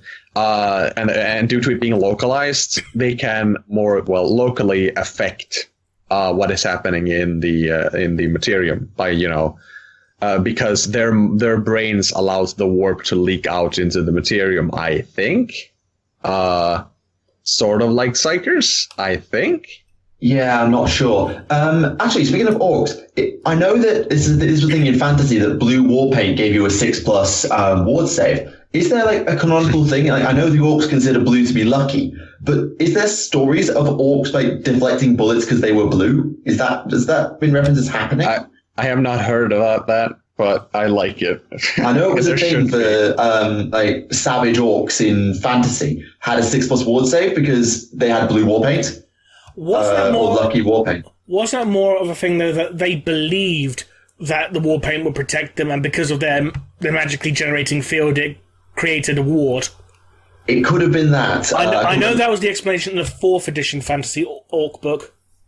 Yeah, I can't remember what it was like in 7th or 8th because I didn't buy it, but something like that, yeah. Okay. Was there a specific reason and or situation for the Inquisition to go all religious? Since they were founded during the Emperor's reign, they probably weren't like that on day one, so... No. Corruption and power. Also, being born into a generation where the ecclesiarchy exists. Yep. Absolutely. We are the Emperor's holy orders of his Inquisition. We're in charge now, bitches. Yeah. Yeah, I mean, I think that like the religious part mostly has to do with the ecclesiarchy, and as you said, being born in a generation where the ecclesiarchy has the power and enforces their belief on everyone. Let's just blame Gog Van Dyer. It's all his fault. Yeah, for sure. Another question based on orcs and the warp and stuff like that. The logic of we shape it as they shape us. Could two of the old gods have been morphed into Gork and Mork because trillions of orcs most likely to ask who the leader looks like just go kicking because they look like the orcs. So the Brain Boys, because of the power of orc belief and being like whatever they were, became Gork and Mork. Well, now, weren't the Brain Boys snotlings? Yeah. Okay, all right. No, I'm going to talk about this now. This is relevant to a video I'm going to create at some point. This would probably be like possible, but it goes directly against my beliefs. Because my belief is that the Gork and Mork are, completely just something the orcs made up and made a reality through themselves. But the Brain Boys were also the old ones. That there is a connection between the Brain Boys and the old ones being the same. Yeah. But in Snotling lore, it is mentioned. It is implied that the Brain Boys became Snotlings eventually, because the Brain Boys fell, became weak, and then became the lowest part of Orc society. It's not really it's flat out stated in older petitions. It's literally flat out stated, like, the Orcs ate their mushrooms and they turned to Snotlings. The 4th edition Codex says that there's a theory that they were so physically feeble, the Brain Boys, they built the Orcs and Grots as enforcers, and they just degenerated. Yeah, which is... First, that is, like, the old ones turning into Snotlings is absolutely fucking hilarious. Like, I love it. And I want that to be canon forever. And I am going to make a video about that later on. I wrote a kind of a proto-script about it because I got the idea after reading up on Snotling lore, because I just wanted to make like an Orc video or a Snotling video. Like, okay, first I wanted to make an Orc video, and then I realized that, hey, I like Snotlings. I want to make a Snotling video instead. I'm going to talk about Orcs through the perspective of Snotlings. And then I realized the connection between the Snotlings and the old ones. And I was like, holy shit, I know what I'm going to do. Have one of the old ones return. The Snotling finds his hidden potential and becomes one with his past. Or what you could do, the idea of, the Primarchs turning into animals, and you know how Vulcan absorbed the War energy. Oh, fuck no. Yeah. Oh, yeah, you mentioned this earlier, right? Yes. But Vulcan bursts into a swarm of Snotlings. Snotlings. But they all have Vulcan's voice. Holy shit. And they're too stupid to put themselves back together, so you have an entire subspecies and Vulcan is dead. Vulcan just permanently turns into a bunch of Snotlings. Yes, definitely. This is gonna be canon. That's how they're going to meet the Emperor. They're going to be a bunch of Snotlings pining for their father. Daddy! Give me a hug, Daddy! Ooh. In fairness, is it any weird... your bones! Oh, God. I mean, is it any worse than, the idea of putting Batman and Robin from, Kid Curse and Wraith Haunter? Yeah, oh, yeah. Oh, yeah, that's also an idea. Oh, God. Holy shit. Right, I almost forgot about that. I need to remember. Okay, I have a perfect question to follow up this. Yeah? What is the most absurd, ridiculous, or insane theory about the Lost 2 Primarchs? Well, aside from being Sigma. I was going for the absurd, ridiculous, insane theory part of that just because it was a perfect segue, but... I miss Sigmar. It's a good one. It's Sigmar and Nagash. There you go.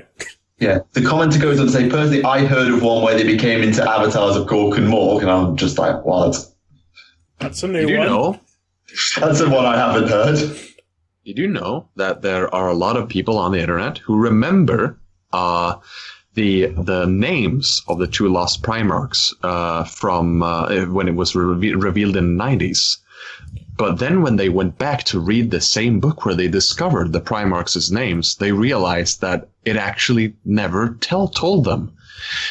Apart from Rubenek. Mandela. This was a Mandela effect joke. It didn't quite work out. So one of the Primarchs was Mandela, apparently. Okay. Right. Fine. Okay.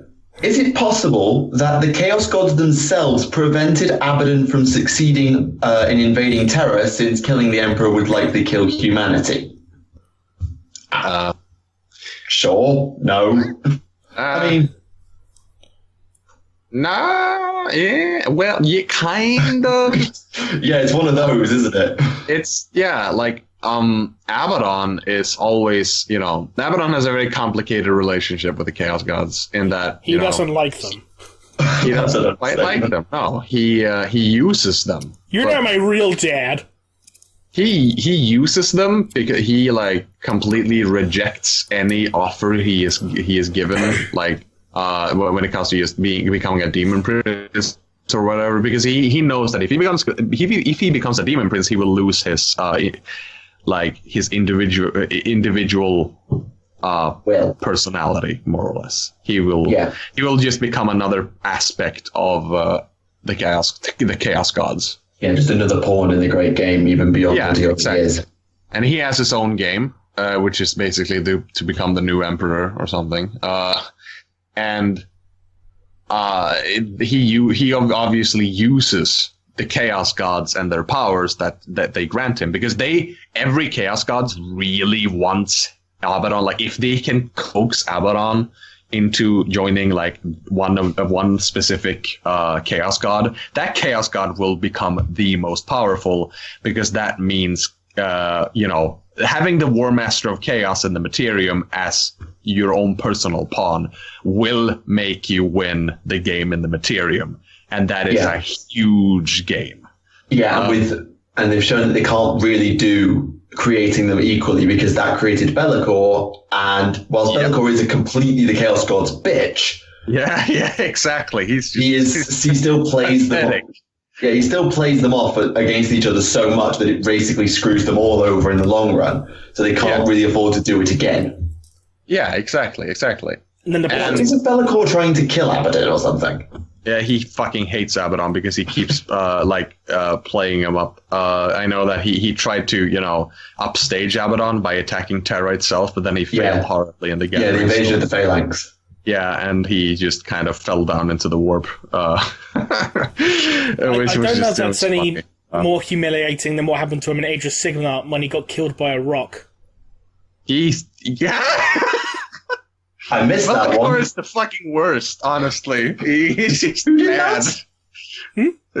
Who did that with a rock? A pterodon.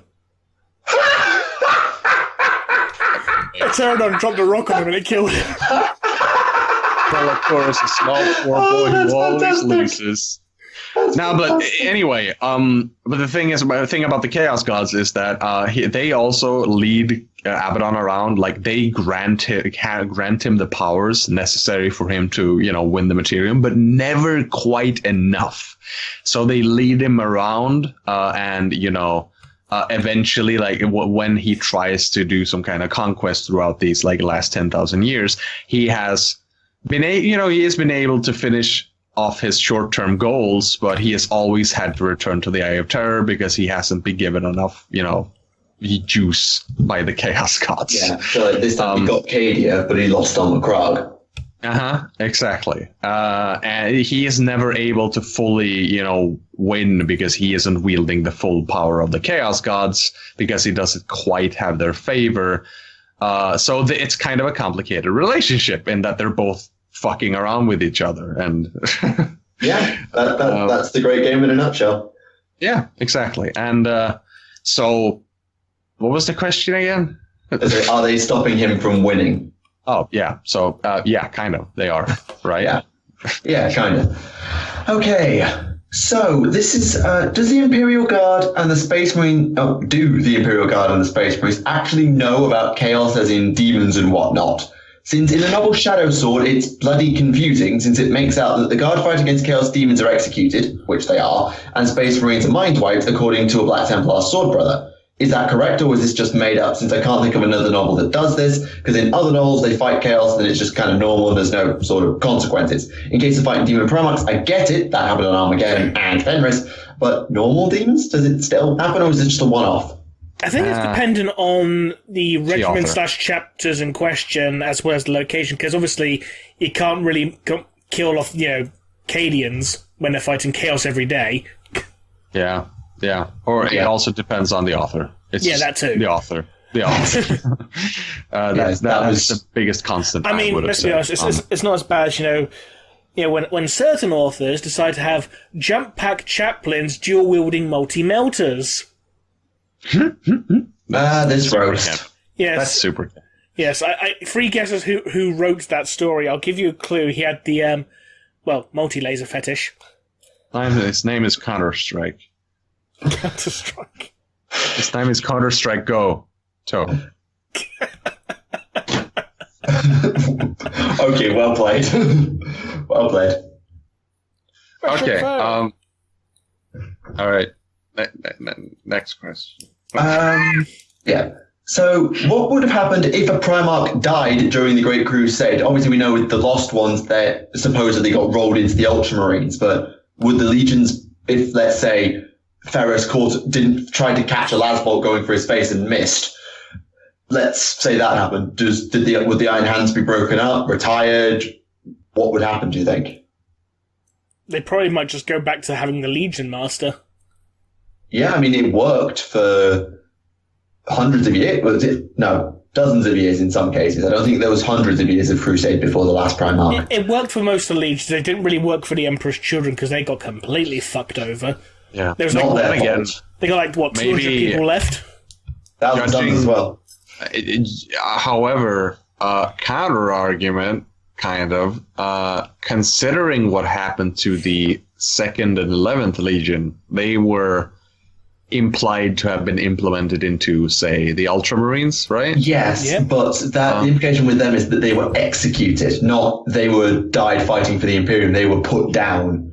So maybe they wanted to be erased from history, whereas if randomly Fulgrim or Horus caught a lasbolt to the face and died, why would they want to erase his name from history?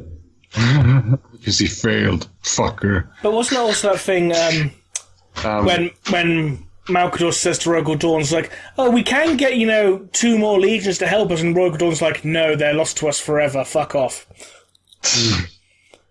And then in Dark Imperium, like Gilliman says, like, I was one of 20, two failed, half the rest turned against the Emperor, so what did those 2 do to make them fail? Maybe we'll find out in Plague Wars, which is the sequel to Dark Imperium that we never mentioned earlier. But we won't. No. I mean, yeah. It's always said that the 2 lost Primarchs are, just placeholders for people who want to make their own Primarch, but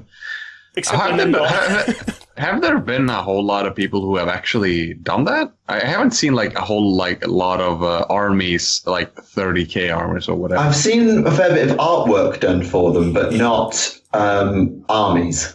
I think it kind of cripples it slightly in that it's kind of super implied that the 2 lost Primarchs are completely redacted from history, which makes it a bit challenging to make your own original Primarch because he isn't allowed to exist due to the Imperium.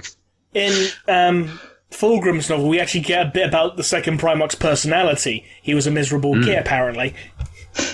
Yeah, that's a pretty good. He was quiet and humorless. I think people can work with that pretty easily. It's his face is like, oh, the second Primarch was Rogal Dawn, apparently. Or Perturabo. Yeah. Or Angron. Now, Perturabo was extremely... He was a petulant fucking child, let's be honest. Yeah, but how do you feel miserable. Sorry to interrupt, but how do you feel about the fact that Old Earth has canonized TTS Vulcan, where him going up to Dawn and going, brother, let me hug you! And Dawn's like, no. Oh yeah, he says he isn't comfortable with that, but Vulcan does it anyway. Yeah. That's the cutest thing that I have ever heard, and I really like it.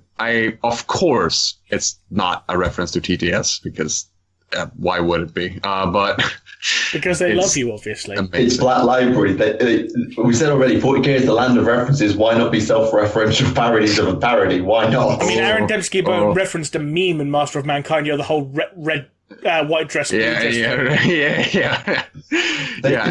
Aaron is on point with his stuff. But I don't know. I know that Aaron is the only one who I know who watches my content.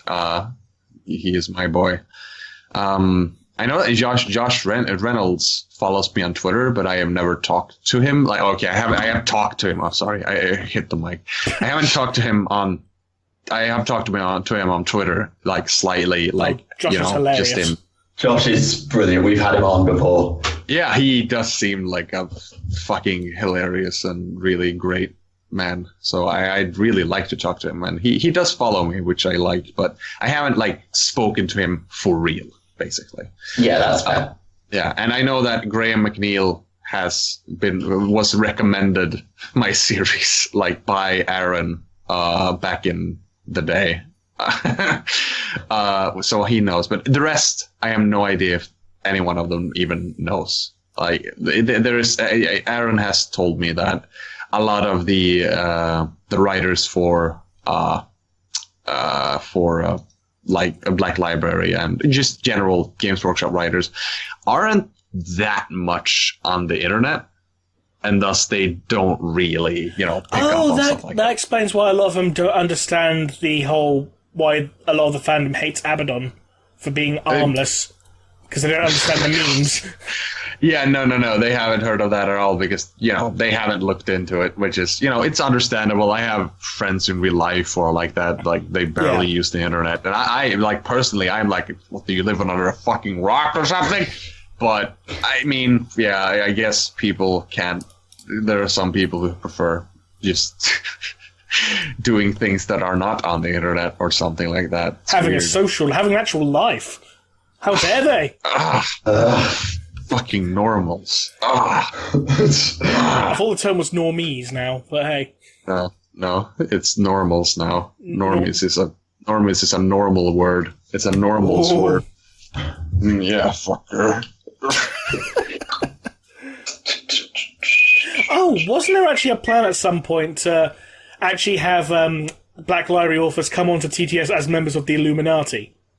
That was a plan actually for episode 25, but unfortunately I couldn't get Aaron to do it because he was simply too busy. But he was positive to the idea at first, but then obviously he became too busy. So I was like, okay, fuck it, I'll just throw in Ephraim Stern here instead, whatever. Oh, that was supposed to be Aaron Dembski-Bowden, right?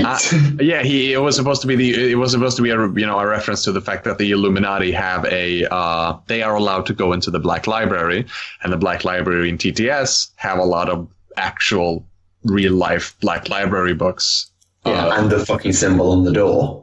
Yeah, and Illuminati, the Illuminati are implied in this joke to be the actual writers themselves who have full access to the Black Library and go there pretty often and are even all that. Yeah, this explains why I'm exceptionally fucking dense, because I wouldn't have got that joke one bit. That's understandable though. Like, that's kind of a very niche joke. But sometimes I just get obsessed with doing really niche jokes, and many times they don't really pull through. Does that mean at some point you're going to actually have, one of the sensei turn up?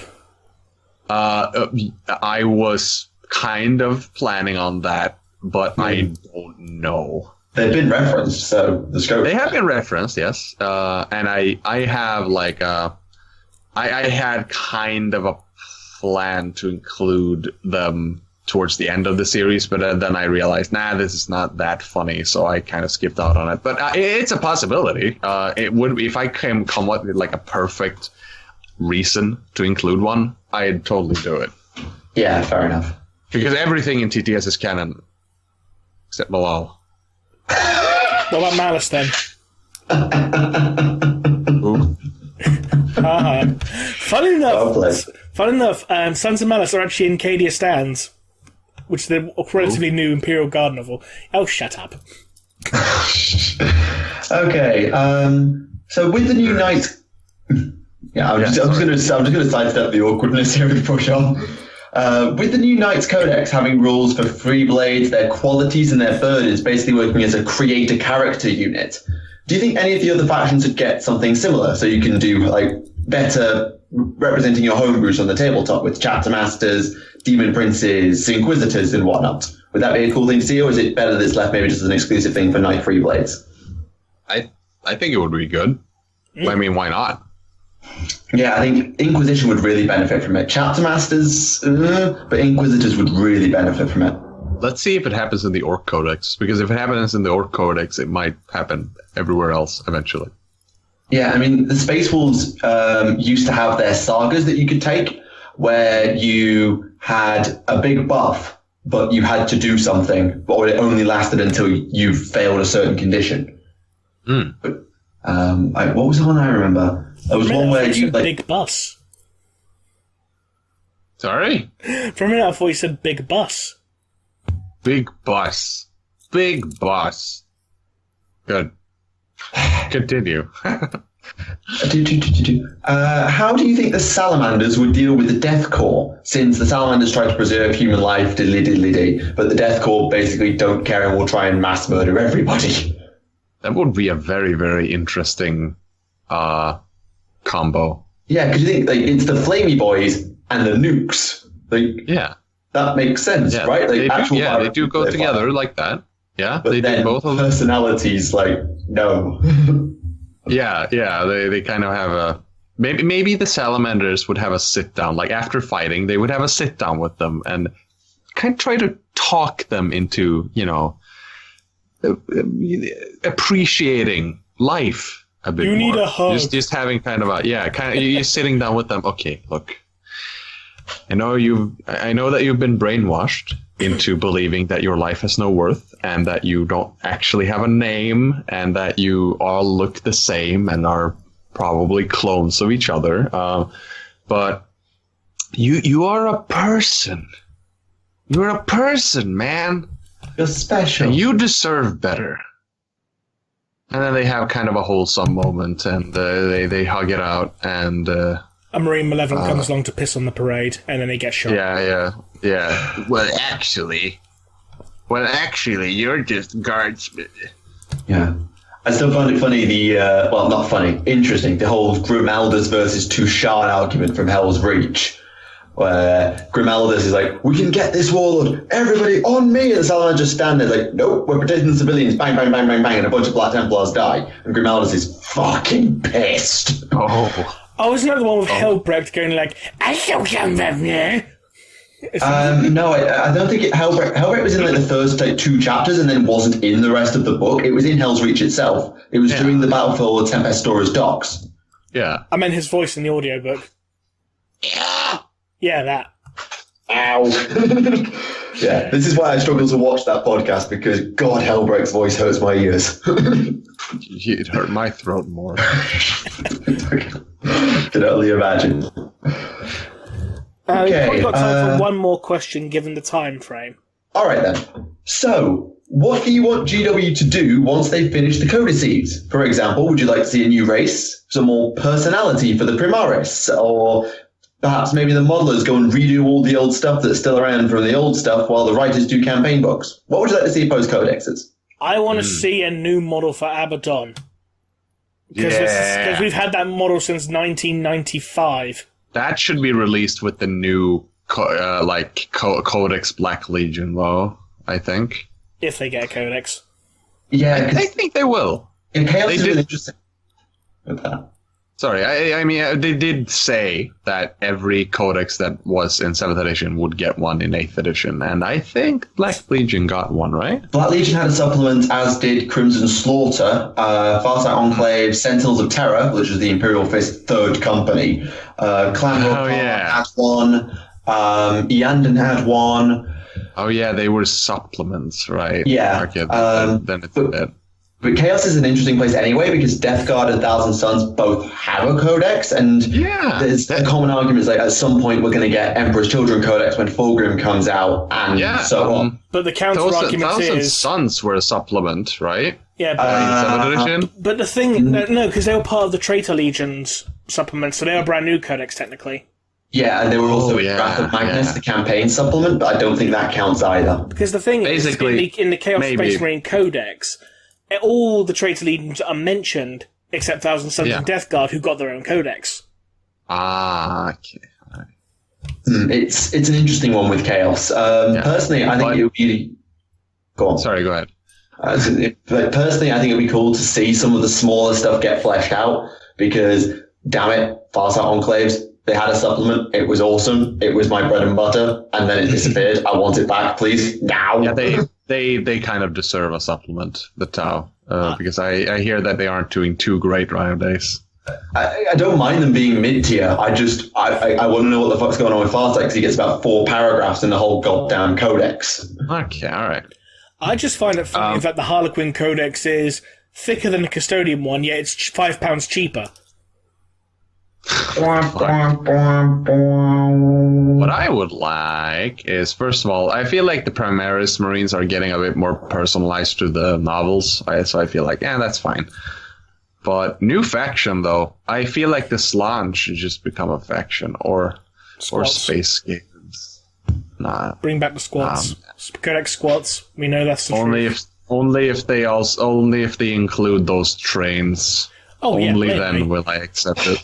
However, the Slan, I feel, would be incredibly interesting to see as a faction.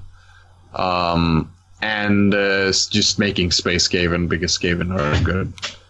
They are good boys. You just have the Great Horned Rat fucking gnaw his way into the 40k reality, just like they did for fucking. I think this was an actual thing in the Forges of Mars omnibus by Graham McNeil.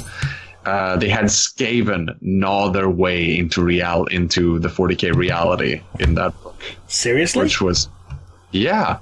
I need to look this up further just to make sure I'm not bullshitting completely, but this is something I am fairly certain actually happens, and it's amazing.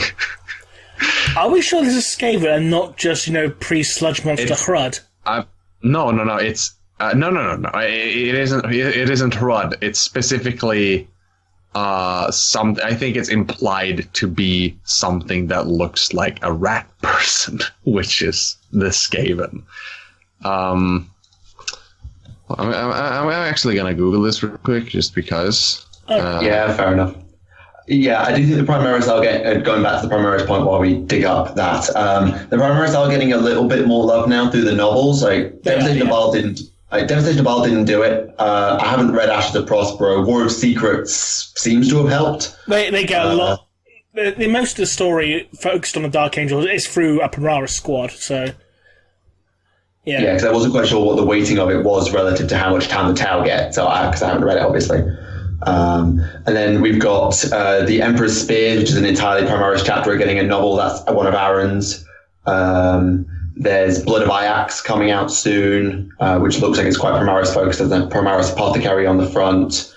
Trying to think. The Inferno comic has a Primaris on the cover, for whatever that's worth. Oh, is it a comic or is it an anthology? Anthology. Thank you. Yeah, they're getting there now.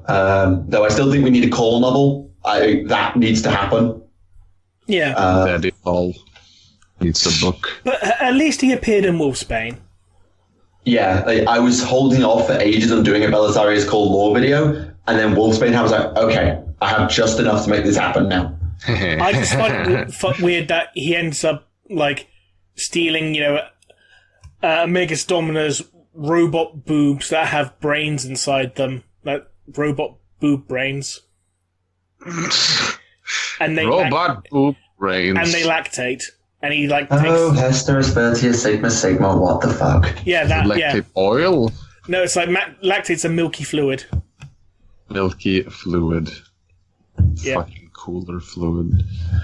It's milk. It's lactation. It's from a brain boob. Nice. Good. Perfect. That's what I want. Yeah. Finally, good canon. I'm just concerned about the implications at the end of that story, because you know how at the Siege of Terra, the reason the Emperor beat Horus was because Sanguinius opened up the chink in Horus's armor, blah, blah, blah. Yeah. In this story, Russ wounds Horus. With a weapon that's basically the Emperor's, mind you. Yeah. Although that does imply the Emperor's sword would have been fine. So it's so are they going to retcon the fact that Sanguinius did the pre-existing damage, or is it going to be Russ's credit now? Because I don't think he needs any more fucking pushing. I mean, to be fair, the battle with Russ happens between Malek and Beta Garn, so there's enough time between that and Terra for it to be fixed, although I don't know if the Dark Mechanic of having Artificer capable of doing it. Although I agree that Sanguinius' role at the end of the Heresy needs to stand, because the way the Blood Angels are is so fundamentally tied to that 5 minutes that you can't change it. You just can't. What I want to see, like when we actually get, the actual duel on the Vengeful Spirit, and, when he's got, just after the Emperor and Horus are having their fight, when Dawn shows up, I want Garviel Loken to be with him, just so we can have that quote again, I was there the day Horus slew the Emperor. As the final line. Oh, yeah. So we can come full circle. Because that's literally the first line of the Horus Heresy series. It would just be nice for it to be the last as well. Yeah. It would. Although, to be honest, actually, I'd welcome that because it gives clarification on what the fuck happened to Loken after the Vengeful Spirit, but the problem, there's a cat doing he's that. in Spain as well. Is he? Yeah. He's one of those, he goes and visits Russ. Oh, missed that. And he goes with Broad Tearfinger, I think his name was. Bill Tearfinger sounds right, yeah. The one catch we're doing it that way is there's probably another book, or at least a short story, that can be written about getting the Emperor back to the throne, the Emperor's last words, the transfer with Malkador, and the proclamation of the Emperor's internment, the arrival of Guilliman. There's another 2 or 3 books there. And the clarification of who the fuck was it who actually showed up to inspire the Emperor to actually kill Horus? Was it Ollanius Pius? Was it a Custodian? Was it a random Space Marine Terminator? I think they're setting it up to be Ollanius Pius with the, perpetual stories. Because a lot of people say that it was originally Ollanius Pius, yet in the Realm of Chaos, Lost and the Damned, it wasn't. In the actual story detailing it, it was just a random Terminator. I mean, fun fact, the whole, Ollanius Pius thing, I think it was mentioned once as very short little text in the White Dwarf. I think it was either in one of the White Dwarfs, and it was actually compiled in one of the compilations, either in the compendium or compilation book. The compendium and it was really small and pointless, and in actuality, the only reason people are so obsessed with Ollanius Pius being this heroic guardsman who threw himself in front of Horus when he was about to slay the Emperor is because it became kind of a meme. I don't know, people were I guess someone at some point found that little tidbit of lore and was like, holy shit, this is actually in theory an amazing thing, even though it was such an incredibly small footnote that most people probably would have just forgotten about. And then they started spreading it around and it just exploded, and people were then later on when they retconned it, which happened probably before Ollanius Pius was even popular. That's when they changed to a Custodian, wasn't it? Yeah, I think so. I mean, I'm pretty sure that Ollanius Pius wasn't a popular character when they had changed it to a Custodian or even a Terminator. And then later on, when people found out about this lore, it started spreading around on the internet, and people were like, hey, why did they retcon it? Fucking Games Workshop. They're the worst. Damn Matt Ward. And then, due to such a public outcry over having found this tiny, pointless piece of lore that most people probably haven't even read, they decided to re-implement Ollanius Pius into the Horus Heresy, which is, now that they have expanded a lot upon him. I wasn't hot about the idea of him being a perpetual for the most part. I'm still kind of But the way they have written him, at least in the perpetual audio drama, if you've heard of that one. Yeah, that's a good one. Yeah, it's good. It's good. It's well written. I like it. That's when they go to a world that's it still has the ravages of the Men of Iron conflict. Yeah, exactly. I really like that, and they're setting it up as he has a bit of Athame. That's how it's pronounced, right? Some people tell me it's Athame, but no, it's got no accent. Sod off. I thought it was the Anathame. Anathame. Yeah, it's Anathame. Anathame is the Athame is the dagger. The Anathame was the blade. Yeah, I mean, okay. He has a piece of that. An Anathame dagger. Anyway, yeah, he has a piece of he has his one of those daggers, I think. Yeah, and at the end of that audio drama, they were like, hey, someone asked him about that dagger, and what the purpose of it was. And he asked to I don't quite remember what he asked, but he asked what it does. I think it asks what it does, and he basically says it can kill a god. That's the thing, and that is a massive reference to what is going to happen, what is going to go down, which is the god in question that can be killed by this is Horus. So how he gets a chink in his armor is probably going to be caused by that dagger before he is completely annihilated. That is definitely what is going to happen. I am calling this. If this doesn't happen, I will be shocked. I like that. The one thing with Pius is that I'm too young to remember the time when he was not a meme and then when he was popular. But I quite like the way he's portrayed in the 41st millennium, because he's like the patron saint of the Imperial Guard because of that. So they could have easily just said, they could have never touched him again in 30k. It's like, oh, he's just some name that he's like a popular myth amongst the guardsmen that some guardsman got in Horus's way to save the Emperor. They could have left it at that and just made him the patron saint of the Imperial Guard because of that and run with it. But they've actually chosen to flesh him out. That's probably what would have happened if people didn't suddenly become super obsessed with this tiny, useless piece of lore that just happened to be in one of the White Dwarfs fucking 30 years ago. But now here we are. People, it's kind of amazing. I mean, I like that piece of lore, though, to be fair. Like, I'm calling it useless and small and pointless and stuff like that, but I do like it.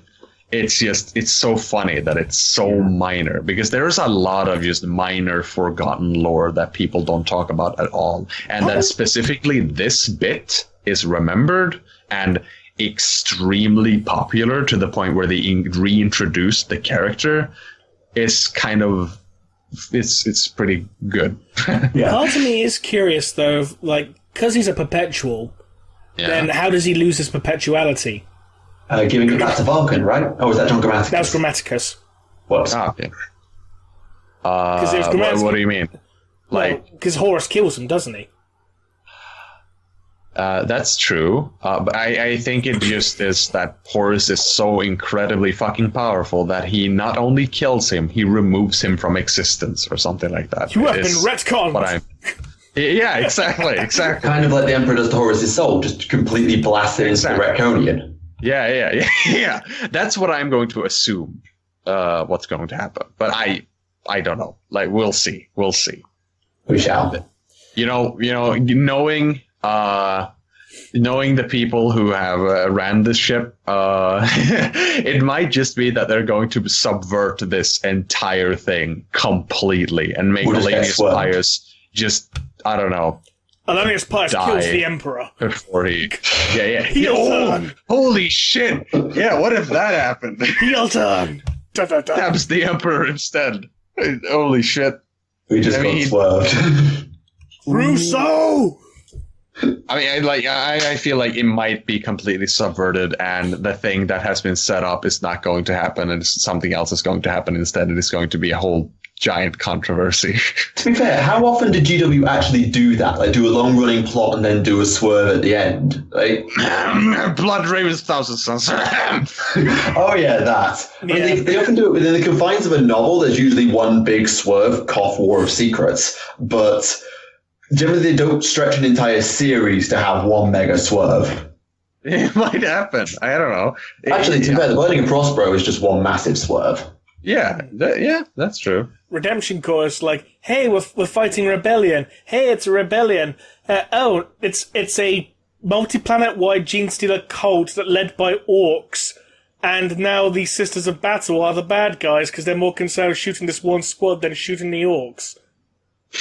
What the fuck am I reading? But yeah, it was an entertaining novel, especially that one bit where a Sister of Battle gets killed by being squashed to death by a fat man. Oh, yeah, that was a thing. I played that too. That's good lore. That is good lore. It's like, I like blast! Yeah, fuck you. Fuck him up. Crush spine with sheer weight. Banzai dropped. Perfect. And given the time, on that note, we should be calling this episode at an end. So thank you, everyone who's been sticking around long enough through this madness.